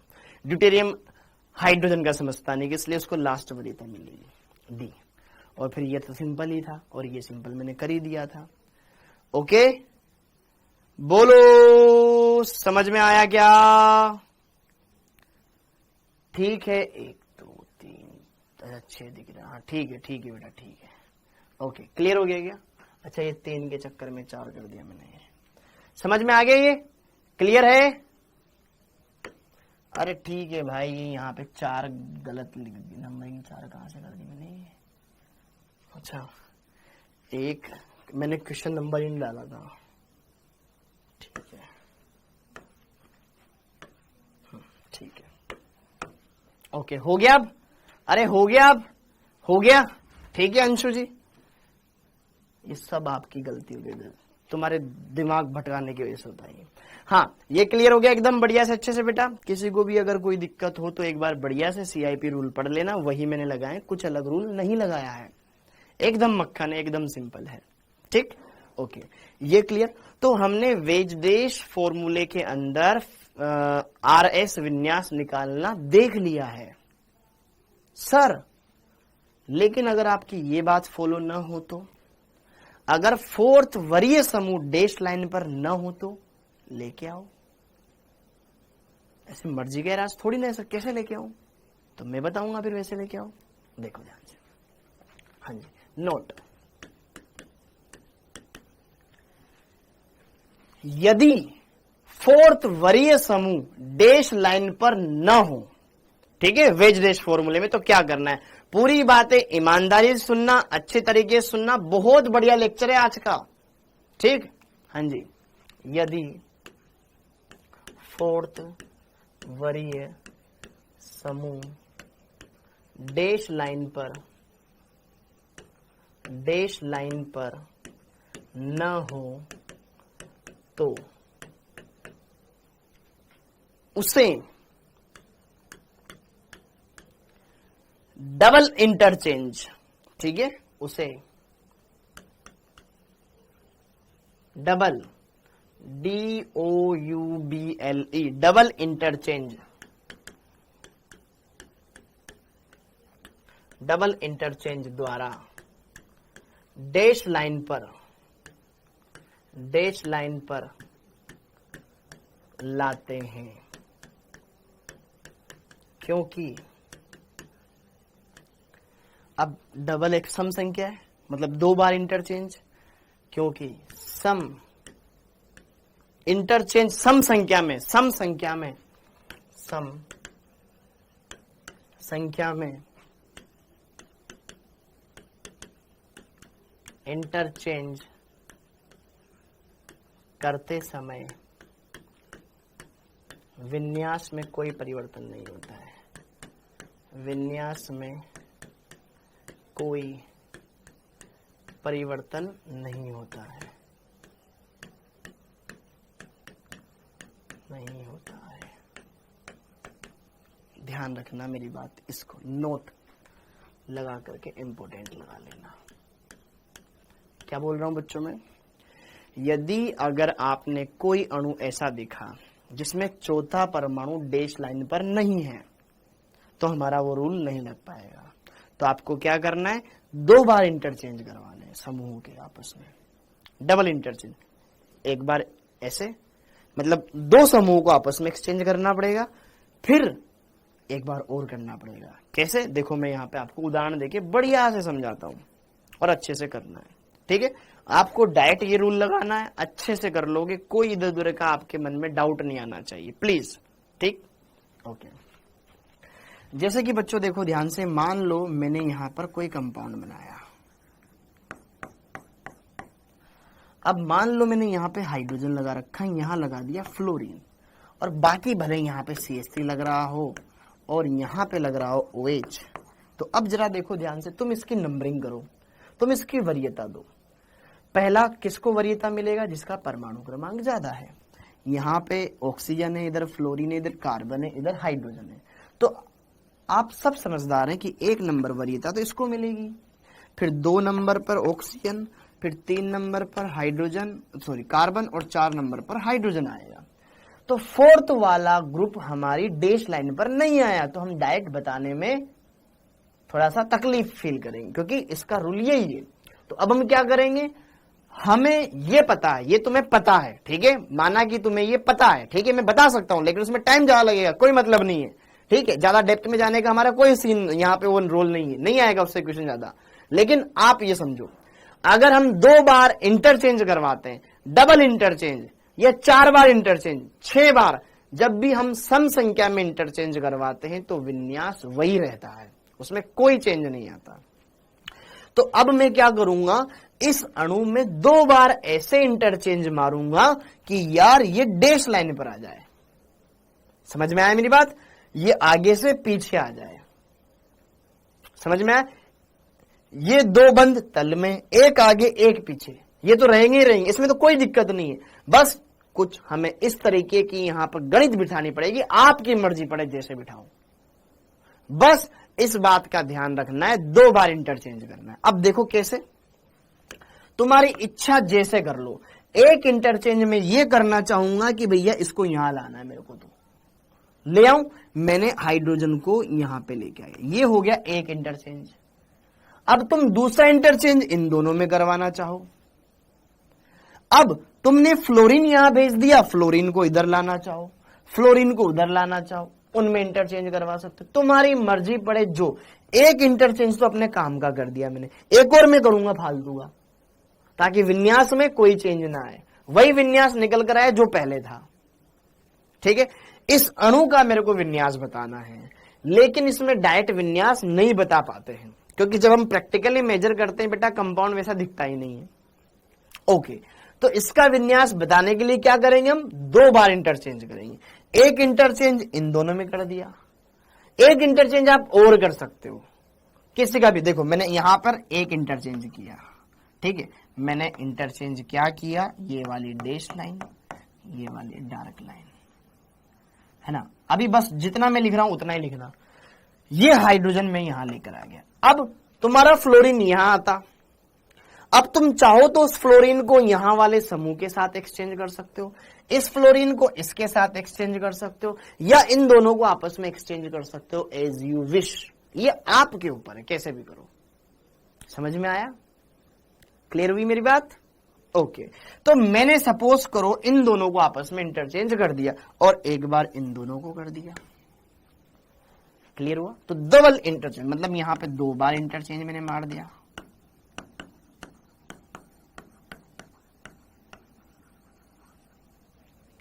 ठीक है, तो 2 बार इंटरचेंज किया तो मेरा मकसद यहाँ पे फ्लोरीन आ गया, ये हाइड्रोजन लाना था यहाँ पे। अब इनमें भी इंटरचेंज कर दिया, यहाँ CH3 आ गया और यहाँ पर, और ये सॉरी यहाँ पे OH आ गया और यहाँ पर आ गया CH3। एकदम सिंपल देसी भाषा में समझा रहा हूं बस। अब इसका जो विन्यास है वही इसका है। ठीक है, क्लियर है, एक ही बार में समझ में आ जाएगा। अब देखो, अब इसमें तुम अंकन करो, सबसे ज्यादा परमाणु क्रमांक वाला आ गया। अब 1 से चलो 2, 2 से चले 3, एंटी क्लॉकवाइज। हाँ जी, इसका विन्यास S है तो इसका भी ऐसे ही है। ठीक है, तो उसमें बता दिया ना, वही विन्यास इसका है। क्लियर हो गया? यस और नो? क्लियर है? हाँ या ना बोलो? क्लियर? अगर आप इसमें बताते देखो 1 2 3 R दिखाई देता, आपको R दिखाई देता, चौथा आपने डार्क डैश उस पे ले रखा है, R विन्यास आता, जबकि इसका वास्तविक विन्यास क्या है? S है। क्या है? S है। इस कंपाउंड का विन्यास जो आपको यहां पर क्या दिखाई दे रहा है? R ना, इसका विन्यास है S। क्लियर है मामला? अरे क्लियर है? बोलो। ठीक है, ये हमने देखा उदाहरण।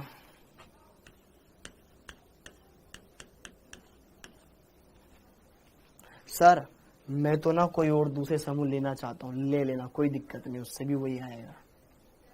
ठीक है, इस अणु का आपके 2 अलग इंटरचेंज मार दो, जैसे कि मैंने एक उदाहरण ये बता दिया, एक उदाहरण और बता देता हूं मैं उसका। ठीक है, यहां पे ये H था, यहां पे ये फ्लोरीन था, यहां पे ये CH3 था, यहां पर ये OH था।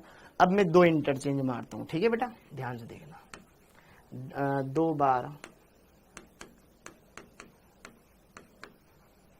इंटरचेंज मैंने किया। मैं क्या कर चाहता हूं, देखो मैं इस तरीके से इंटरचेंज करना चाहता हूं कि ये वाला यहां आ जाए, बराबर, अपना मकसद तो ये है, तो मैंने इसको यहां लेके आ गया। ठीक है, और एक बार फिर यहां पे इनमें इंटरचेंज मान लिया। ठीक है, पहले ये वाला इंटरचेंज, देन ये वाला इंटरचेंज। ठीक है, तो यहां पे आप इस तरीके से समझ पा रहे होंगे कि भैया हाइड्रोजन तो आ गया यहां पर, और यहां चला गया फ्लोरीन, और यहां पर आ गया है आपके पास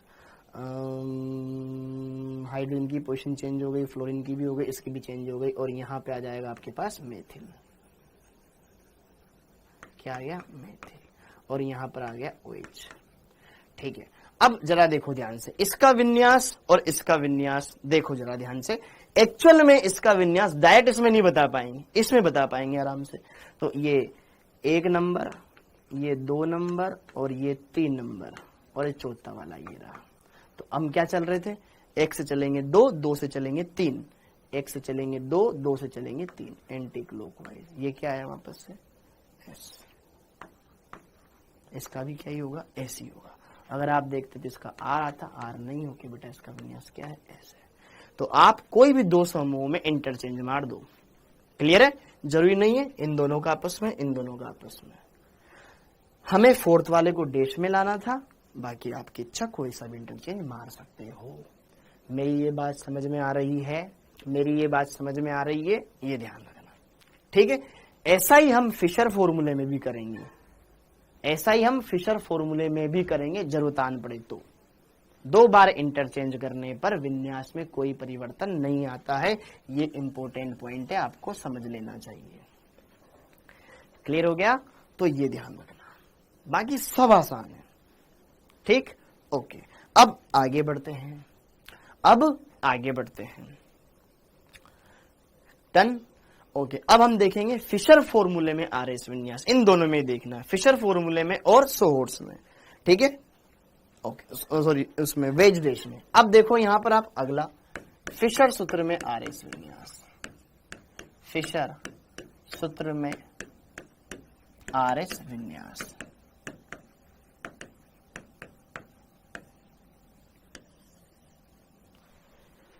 फिशर सूत्र में RS विन्यास बहुत ही सिंपल है, सारी बातें एकदम मक्खन है, आपको बस बढ़िया से उनको समझना है।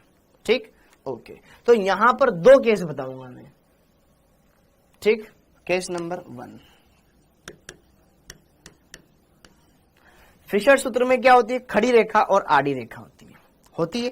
तो जरा देखो ध्यान से, यदि फोर्थ वरीय समूह ऊर्ध्वाधर रेखा पर हो, ऊपर नीचे वाली ऊर्ध्वाधर रेखा पर हो,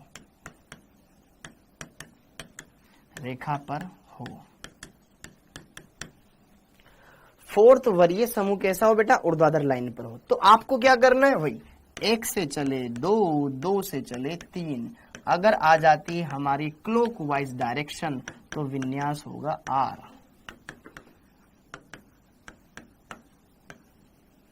सिंपल है। अगर किसी को समझ में ना आए इस वीडियो को दोबारा से देख लेना प्लीज। ओके, 1 से चले 2, 2 से चले 3, और अगर हम घूम गए एंटी क्लॉकवाइज डायरेक्शन में तो ये विन्यास हो जाएगा एस। ठीक है, बस इतना सा देख लो। यदि चतुर्थ वरीय समूह ऊर्ध्वाधर रेखा पर है, 1 से चल रहे हो 2, 2 से चल रहे हो 3, क्लॉकवाइज डायरेक्शन आ रही है तो आर विन्यास है, एंटी क्लॉकवाइज आ रही है तो एस विन्यास है, हूबहू पहले के जैसा, बस चौथा वाला वरीय रेखा पर आना चाहिए। जैसे कि देखो उदाहरण, हाँ जी, यहाँ पे रख दिया मैंने, जैसे कि OH रख दिया, यहाँ पे CH3 रख दिया, यहाँ पर मैंने H रख दिया, यहाँ पे रख दिया मैंने बेटा NH2। ये फिशर फॉर्मूला बन गया मेरे पास। बीच में किरेल कार्बन है क्योंकि चारों समूह अलग अलग है। समझ पा रहे हो, साथ के साथ बने रहना। वरीयता 2, इस कार्बन से जुड़े हुए चारों समूह की सबसे पहली वरीयता जिसका परमाणु क्रमांक ज्यादा, इधर ऑक्सीजन है, इधर नाइट्रोजन है, इधर कार्बन, इधर हाइड्रोजन है, तो आई गेस यहाँ पे 1 नंबर हो जाएगा, ये 2 नंबर हो जाएगा, ये 3 नंबर, ये चौथा नंबर का बंद है। तो चौथा वाला कहाँ आया, ऊर्ध्वाधर रेखा पर। अब 1 2 3 1 2 3 ये चक्कर चलेगा, 1 2 3 क्लॉकवाइज, घड़ी की दिशा है, तो क्या हो जाएगा ये आर, इसका विन्यास हो जाएगा आर। सिंपल है, अरे कर सकते हैं। ओके ठीक, ओके। अब यहाँ पे जैसे कि मैंने सपोज करो COOH लगा दिया, यहाँ पे CH3 लगा दिया, यहाँ पे हाइड्रोजन लगा दिया, यहाँ लगा दिया ड्यूटेरियम, हाइड्रोजन का समस्थानिक। सबसे पहली वरीयता, पहली बात तो ये किरेल है, यस किरेल है। अब इसमें इधर कार्बन जुड़ा हुआ है, इधर भी कार्बन जुड़ा हुआ है, लेकिन उसके साथ ऑक्सीजन भी जुड़ रहे हैं, तो सिंपल सी बात समझ में आ रही है कि भैया इस वाले समूह को 1 नंबर की वरीयता मिलेगी, 2 नंबर की वरीयता, ये हाइड्रोजन, ये भी हाइड्रोजन, कई समस्थानिक है, इसका ही परमाणु क्रमांक एक ही होता है, इसका ही परमाणु क्रमांक एक ही होता है, बस ये भार ही ज्यादा होता है।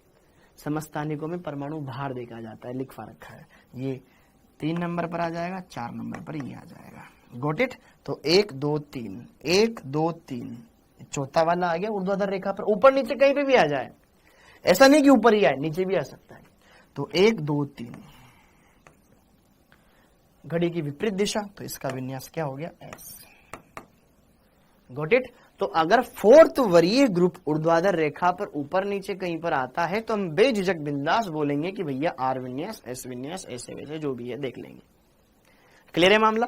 अगर यही क्षैतिज पर हो जाए तो इसका उल्टा कर दो बस, ठीक है।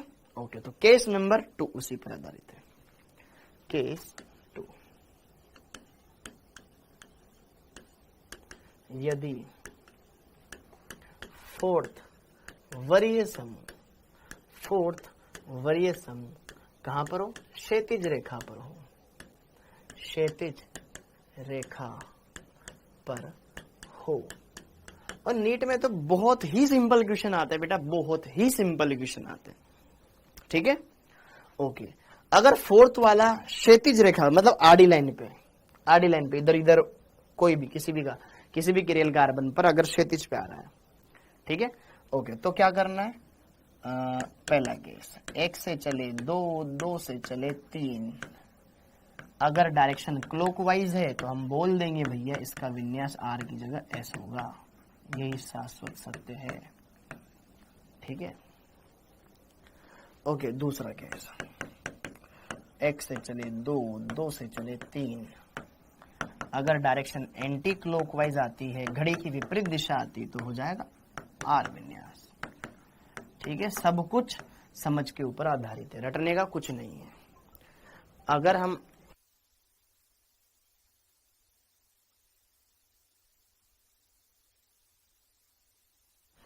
हम बात करें यहां पर उदाहरण के बारे में,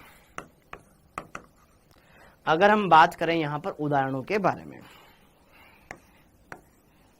ठीक है, मैंने ये हाइड्रोजन यहां लगा दिया भाई, क्या दिक्कत है, मैं आसपास से समूह अरेंज कर देता हूं, यहां पर COOH लगा दिया, यहां OH लगा दिया, यहां पे लगा दिया CH3। अब वरीयता देखते हैं, जिसका परमाणु क्रमांक ज्यादा उसकी वरीयता ज्यादा। इस किरेल कार्बन से कार्बन कार्बन, इधर ऑक्सीजन जुड़ रहा है, ऑक्सीजन वाले की वरीयता ज्यादा, 1 फिर 2 फिर 3 फिर 4, हो गया, एकदम सिंपल है। 1 2 3, 1 1 3 2 नहीं चलना है, 1 2 3 1 2, चौथे को भूल जाओ फिर, ठीक है, 1 2 3। अब चौथा वाला कहाँ है, क्षैतिज लाइन पर, आड़ी लाइन पर, क्या आ रही है, घड़ी की दिशा, क्या आ रही है, घड़ी की दिशा, क्या हो जाएगा एस, क्या हो जाएगा एस, इसका विन्यास क्या हो जाएगा एस विन्यास। समझ में आया, बस इतना सा करना है। अरे कर सकते हो, यहां लगा हुआ है CH डबल बॉन्ड CH2, इधर लिखा हुआ है C ट्रिपल बॉन्ड CN, ठीक है, इधर लिखा हुआ है C ट्रिपल बॉन्ड CH, ठीक है, C ट्रिपल बॉन्ड CH, और यहां लिखा हुआ है अपने पास सिंपल सा CH3। अब इसमें चारों की वरीयता देनी है काम की बात, ओके।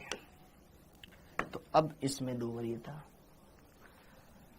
इधर है कार्बन, फिर डबल बॉन्ड CH2, इधर ट्रिपल बॉन्ड C, इधर ट्रिपल बॉन्ड N, इसमें पहला परमाणु कार्बन, पहला परमाणु कार्बन, पहला कार्बन, पहला कार्बन, दूसरा नाइट्रोजन, दूसरा हाइड्रोजन, दूसरा कार्बन और हाइड्रोजन, इधर दूसरा कार्बन हाइड्रोजन, इधर दूसरा हाइड्रोजन।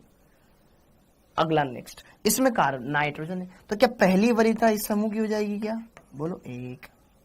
अब इधर भी कार्बन है, इधर भी कार्बन है, लेकिन इधर ट्रिपल बॉन्ड है, तो ये मानना पड़ेगा आपको कि ये वाला कार्बन 3 एकल बंधित कार्बन से जुड़ा हुआ है, इधर डबल बॉन्ड है, तो आपको ये मानना पड़ेगा कि ये कार्बन 2 एकल बंधित CH2 से अटैच, यस और नो। इसकी वरीयता ज्यादा, 2 नंबर, फिर ये 3 नंबर पर ये समूह आ जाएगा, चौथा वाला CH3 पढ़ाया गया है पुराने नोट्स में, खंगाले 1 3 2, 1 3 2 गलत है, 1 2 3 ये सही है, क्लॉकवाइज। फोर्थ वाला क्षैतिज पर है तो एस। ऐसे देख सकते हैं, आराम से देख सकते हो, बढ़िया से देख सकते हो, एकदम मक्खन है, कोई ऐसा लोड नहीं पड़ेगा, सब समझने वाला है, सब आराम से कर सकते हो, एकदम बढ़िया तरीके से आप इनको देख सकते हो। ये देखा, अब कर लिया ये, और देखो आगे। हाँ जी, अब क्वेश्चन करते हैं।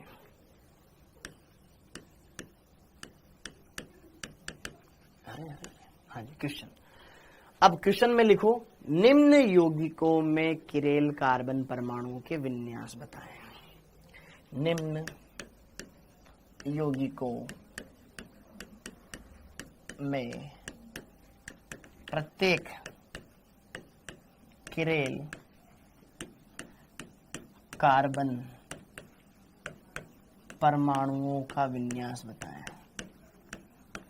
परमाणुओं का विन्यास बताएं, का विन्यास बताएं।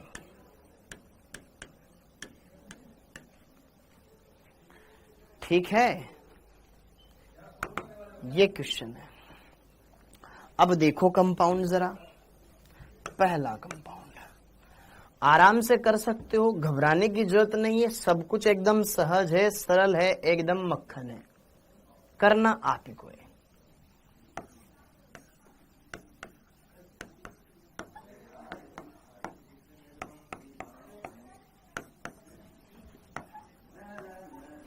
एकदम मक्खन है, एकदम मक्खन है।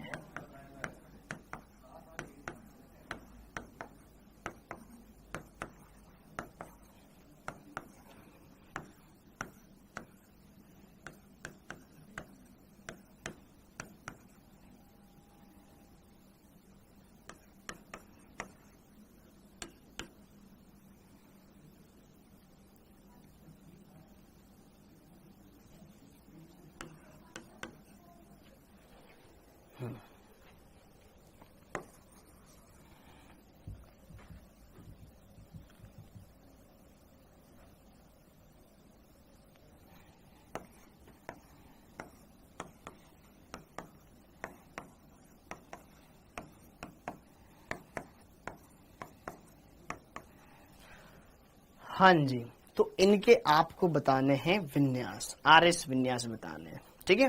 ओके, अब आप बोलोगे सर आपने तो एक वाले कार्बन का बताया, आपने दो दो वाले दे दिए, बस तो बात यही है। अब देखो ध्यान से, अब यहां पे इनके विन्यास का आपको निर्धारण करना है। तो बच्चों देखो, आपको बस चीजें पता होनी चाहिए, काम अपने आप हो जाएगा। पहली बात तो ये फॉर्मूला फिशर सूत्र है। फिशर सूत्र में आरएस विन्यास देने का तरीका है क्षैतिज रेखा ऊर्ध्वाधर रेखा। अगर चौथा वाला केस पे आ जाए, ऊर्ध्वाधर रेखा पे आ जाए तो क्लॉकवाइज जाते हैं तो आर, एंटी क्लॉकवाइज जाते हैं तो एस, और अगर वही पे क्षैतिज पे आ जाए तो उल्टा कर दो, क्लॉकवाइज का एस, एंटी क्लॉकवाइज का आर। ओके, तो अब इसमें देखो सबसे ज्यादा परमाणु क्रमांक वाला कौन जुड़ा हुआ है, इससे नाइट्रोजन जुड़ा हुआ है। तो 1 नंबर की वरीयता इसको मिल गई, फिर 2 नंबर की इसको मिल जाएगी, 3 नंबर को इसको मिल जाएगी, 4 नंबर को इसको मिल जाएगी। कर पा रहे हो? तो आई होप आपने भी यही दिया होगा। अब नाम बता दे इसका फटाफट।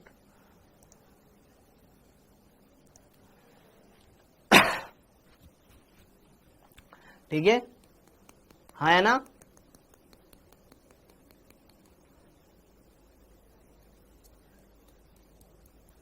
ठीक है, अब आप देखो ध्यान, चौथा वाला कहां पर है भैया, क्षैतिज रेखा पर है। 1 2 3 anti clockwise, anti clockwise, anti clockwise क्षैतिज पर है तो आर विन्यास हो जाएगा। ठीक है क्या? ओके, ठीक है। अब इसमें जरा देखो ध्यान से, इसमें 2-2 किरेल कार्बन है, इसमें ये वाला भी किरेल है, ये वाला भी किरेल है। अब हम बारी बारी से एक एक का अंकन करेंगे, ढंग से देख लेना मित्रों। इस कार्बन पर खड़ा हो गया, पहला उस परमाणु को नोटिस करो जिसका परमाणु क्रमांक ज्यादा है। इधर ऑक्सीजन, इधर कार्बन, नीचे वाला भी कार्बन, पहला वाला नोटिस करना है, ठीक है। दूसरे की नोटिस करने की जरूरत पड़े तो करेंगे, वरना नहीं करेंगे। इधर ऑक्सीजन है तो ऑक्सीजन वाले की वरीयता ज्यादा। अब ऊपर COOH, नीचे इस कार्बन से, ध्यान से देखना, इस वाले कार्बन से OOH जुड़ा हुआ है, ठीक है। इस वाले कार्बन से एक ऑक्सीजन, एक कार्बन जुड़ रहा है, जबकि इस वाले कार्बन से एक कार्बन से, देखो इस कार्बन से ये 2 कार्बन जुड़ रहे हैं, एक ऊपर और एक नीचे।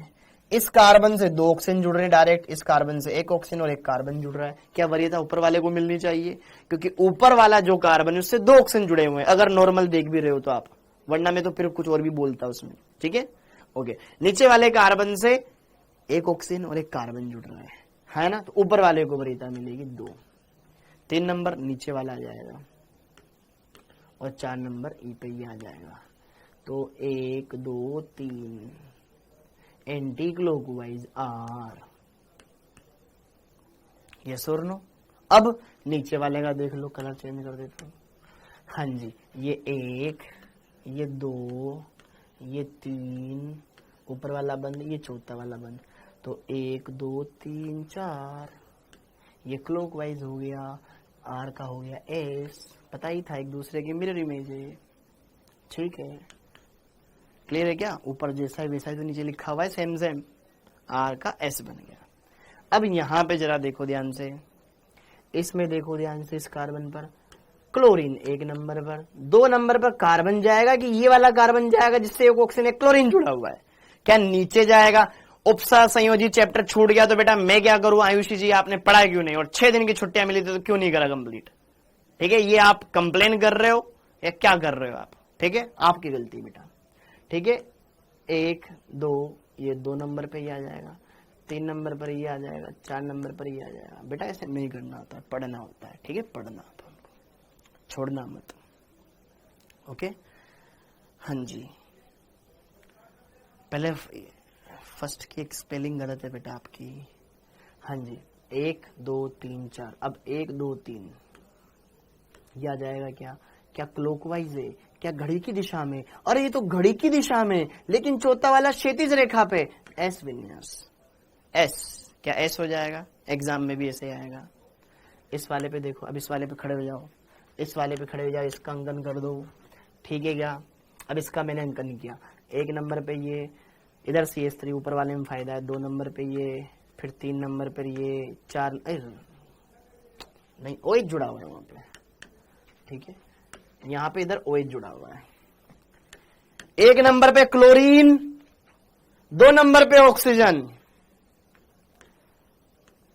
2 नंबर पे ऑक्सीजन, 3 नंबर पर ऊपर वाला कार्बन क्योंकि उससे क्लोरीन जुड़ा हुआ है, ठीक है। 4 नंबर पर नीचे वाला बंद क्योंकि ये कार्बन है जिससे सिर्फ हाइड्रोजन जुड़े हुए हैं। ध्यान से देख लो, 1 नंबर पे क्लोरीन परमाणु क्रमांक ज्यादा, 2 नंबर पर ये, और 3 नंबर पर ये, 4 नंबर पर ये, ठीक है। अब देखो इसका छोटा वाला कहां पे आया, ऊर्ध्वाधर रेखा पर। कहां पर आया, ऊर्ध्वाधर रेखा पर। 1 से चलो 2, ये 3, 1 2 3, 1 2 3। अरे भैया ये तो ये बन रहा है, ये भी घड़ी की दिशा, लेकिन चौथा वाला कहां, ऊर्ध्वाधर, घड़ी की दिशा आर, इसका विन्यास हो जाएगा आर। ऊपर वाले का हुआ था एस, ऐसा आर, पब्लिक स्कूल। हाँ, क्या ये एस आर हो जाएगा क्या? ऊपर वाले का एस, नीचे वाले का आर। जरा सी सावधानी हटी, दुर्घटना घटी, ठीक है। अब यहां पे देखो जरा, यहां पे देखो जरा, यहां पे देखो ध्यान से, इस कार्बन पर देखो, इधर 1, फिर ये 2, फिर ये तीसरा बंद, ये चौथा समूह, ठीक है। 1 2 3, ठीक है। क्या चौथा वाला एंटी क्लॉकवाइज है, एंटी क्लॉकवाइज है, क्या होगा, आर होगा। 1 2, इसका कलर चेंज कर देते हैं यार। ये 1, ये 2, ये तीसरा, ये चौथा, ठीक है। 1 2 3, ये भी एंटी क्लॉकवाइज है। चौथा वाला कहाँ है, यहाँ पे। ये आर का आर ही रहेगा, ये आर, इसका भी R, R R R R R R R R. क्या दोनों आर रहे? Very good Shalini ji, very good, बहुत बढ़िया बेटा। रोहित ठाकरे बेटा एकदम सही है बेटा, आर आर। समझे? किसी को कोई डाउट हो, किसी को कोई शक हो, कोई किसी को शंका हो, किसी को लघु शंका हो, सब पूछ सकते हो। सी में एस होगा, सी में किसका एस होगा बेटा? चौथे वाले का नहीं होगा, नहीं होगा। इस वाले कार्बन पे देख, इधर क्लोरीन है, नीचे कार्बन है, लेकिन जिससे ऑक्सीजन जुड़ा हुआ है। 1 2 3 4, 1 2 3, 1 2 3, क्लॉकवाइज क्लॉकवाइज क्लॉकवाइज। चौथा वाला क्षैतिज पर, R, S S S S S. चौथा वाला कहाँ है? क्षैतिज पर, क्षैतिज पर है तो क्या होगा? एस। हाँ जी। अब यहाँ पे जरा देखो ध्यान से, 1, फिर 2 नंबर पे ऑक्सीजन आ गया ना डायरेक्ट, ये क्लोरीन है, ये ऑक्सीजन है, 2, फिर ये 3 नंबर वाला ऊपर क्योंकि ये कार्बन ऐसा है जिससे क्लोरीन जुड़ा हुआ है, 4 नंबर पर ये 1 2 3 4। चौथा वाला कहाँ है? ऊर्ध्वाधर रेखा पर, क्लॉकवाइज डायरेक्शन में, आर। हो गया ना? सही तो है? ओके, हाँ जी। Done done done done. C वाले में, सी वाले, अरे सही है वो, सही है, ठीक है। हाँ जी, तो ये सारी बातें एकदम क्लियर हो गई क्या? मक्खन है सब।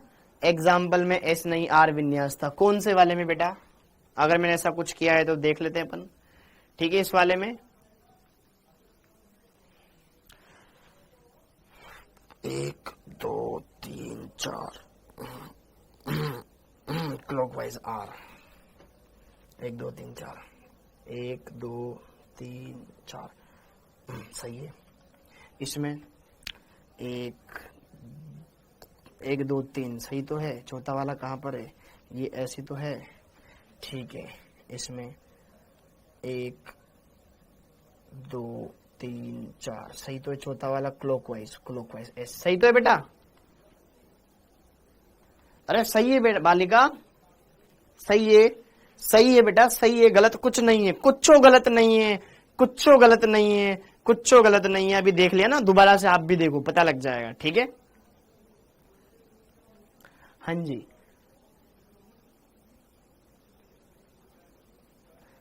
बट ये बता दो, नोट वाले पॉइंट में कैसे पता चलेगा किस में डबल बॉन्ड इंटरचेंज करना है?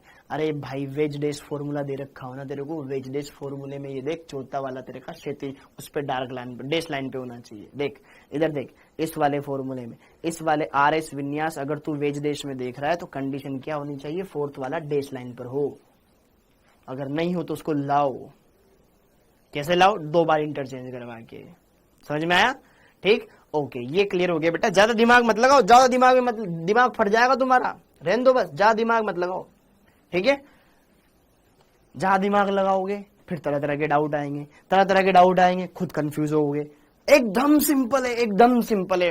डैश आर डैश मतलब इसमें वेज डैश में कैसे देखते हैं वो बता दिया, फिशर में कैसे देखते हैं वैसे दिखा दिया। एकदम बढ़िया क्वेश्चन आएगा, बढ़िया से कर लोगे उसको, यकीन मानो मेरा। ठीक, ये कर लिया तुमने, ओके। अब थोड़ा सा मैं आगे कुछ बातें बता देता हूं आपको। हाँ जी,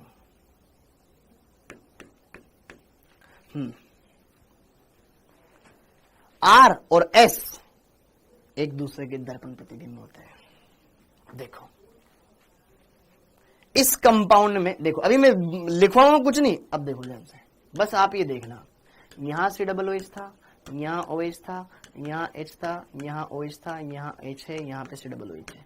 ये कंपाउंड ये कि देखो जरा, COOH OH OH H H COOH OH OH H। देखो अगर मैं यहां पर आपको बताना चाहूं मित्रों, क्या आधा वाला भाग दूसरे आधे वाले भाग का मिरर इमेज है? जो समूह इस कार्बन पर है सेम वही के वही समूह डिट्टो इस कार्बन पर है, डिट्टो इस कार्बन पर है। इस कार्बन का ये दर्पण प्रतिबिंब है, आधा भाग दूसरे आधे भाग का दर्पण प्रतिबिंब है। इस कार्बन का विन्यास जो भी है उसका उल्टा विन्यास इस पे होगा। इसका आर है तो इसका एस है, इसका आर है तो 101% इसका एस होना ही था, क्योंकि आधा पार्ट दूसरे आधे पार्ट का मिरर इमेज है। तो ध्यान रखना, अगर जो समूह यहाँ है वही समूह इस पे लगा रखें और आपस में दर्पण प्रतिबिंब दिखाई दे रहे हो, तो अगर एक का विन्यास आर है तो 101% दूसरे का एस ही होगा। दिखाया भी मैंने आपको प्रूफ। ठीक, ओके, तो ये लिख लो बेटा। हाँ जी, ये पॉइंट लिख लो, ठीक है। हाँ जी, यदि अणु में सममित तल हो, सममित तल हो तो, यदि हो तो एक कार्बन, एक किरेल कार्बन, एक किरेल कार्बन, एक किरेल कार्बन का विन्यास आर होगा, हो तो दूसरे का एस विन्यास होगा। फिशर सूत्र में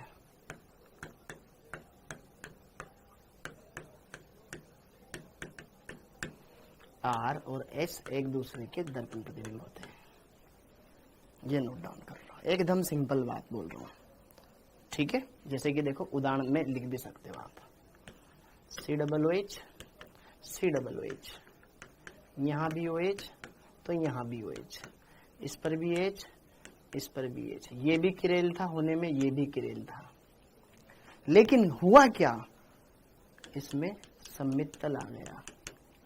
तो अगर इसका विन्यास R है तो डेफिनेटली इसका विन्यास S आएगा ही आएगा, और वो हमारे आया भी था। ठीक है, क्लियर है मामला। तो RS विन्यास हमने समझ लिए बेटा, अच्छे से कर लिया, ज्यादा आपको डेप्थ में जाने की जरूरत नहीं है, सब इनसे क्लियर हो जाएंगे, एक एक क्वेश्चन बन जाएंगे आप, यकीन मानो मेरे। ठीक है, ये हो गया RS विन्यास। अब इसके बाद हम अगली क्लास में पढ़ेंगे। अब प्रतिबिंब समावयवी क्या होता है, विवरिम समावयवी क्या होता है, मीजो यौगिक क्या होता है, रेशमिक मिश्रण क्या होता है, SN1 SN2 में काम आएगा तुम्हारे रेशमिक मिश्रण। ओके, फिर पढ़ना है लास्ट टॉपिक, प्रतिबिंब समावयवियों की गणना कैसे की जाती है, फिर ये खत्म हो जाएगा। फिर इसके बाद बचेगा सिर्फ लास्ट टॉपिक समरूपण, वो खत्म करने के बाद ये अध्याय समाप्त। फिर हम स्टार्ट करेंगे GOC, सामान्य कार्बनिक रसायन, बहुत ही गजब का टॉपिक है। ठीक है, वो हम पढ़ेंगे। और कल 12 बजे अगर आप फ्री हो तो मैं YouTube पर एक इनऑर्गेनिक केमिस्ट्री का रिवीजन करवा रहा हूं क्वेश्चंस की हेल्प से। ठीक है, क्योंकि आपकी इनऑर्गेनिक केमिकल बॉन्डिंग छूट गया, तो अगर कोई केमिकल बॉन्डिंग के क्वेश्चंस का रिवीजन करना चाहे तो बेटा 12 बजे YouTube पर आ सकता है, डाउटनेट पर, वहां पे मैं प्रैक्टिस करवाऊंगा। मकसद मेरा आपको ज्यादा सिखाना है वहां पर। ठीक है, क्योंकि मैं वो टॉपिक्स लेता हूं YouTube पर जो आपके हो चुके हैं, ताकि आपका रिवीजन हो सके। ठीक, ओके। तो आई होप ये सारी बातें आपको समझ में आई होगी, अच्छे सारी बातें क्लियर हुई होगी बेटा। अगर किसी को कुछ टॉपिक समझ में नहीं आया है तो प्लीज ध्यान से देख लेना दोबारा से, क्योंकि ये टॉपिक बेटा थोड़ा सा तो लगता है यार कि इसमें कुछ उड़ रही है, लेकिन अगर आप पढ़ोगे, अच्छे से मेहनत करोगे तो डेफिनेटली आप क्रैक कर दोगे। आप सभी का बहुत बहुत धन्यवाद, थैंक यू। संडे को टेस्ट है 19 तारीख को। टेस्ट का सिलेबस मैंने आपको बता दिया है केमिस्ट्री में कि क्या क्या टॉपिक्स है जो मैं आपको देने वाला हूँ, कोऑर्डिनेशन, आईयूपीएसी, आइसोमेरिज्म। ठीक, तो आप सब बच्चे अच्छे से घर जा सकते हो क्योंकि फिजिक्स की क्लास नहीं है अब आपकी। ठीक है, ओके ओके। हाँ जी, मैं क्वेश्चन करवाऊंगा बालकों, ठीक है, पढ़ाऊंगा नहीं, क्वेश्चन करवाऊंगा। ठीक, तो बाय बाय बाय बाय, आज फिजिक्स की क्लास नहीं है आपकी। ओके, तो थैंक यू, जय हिंद।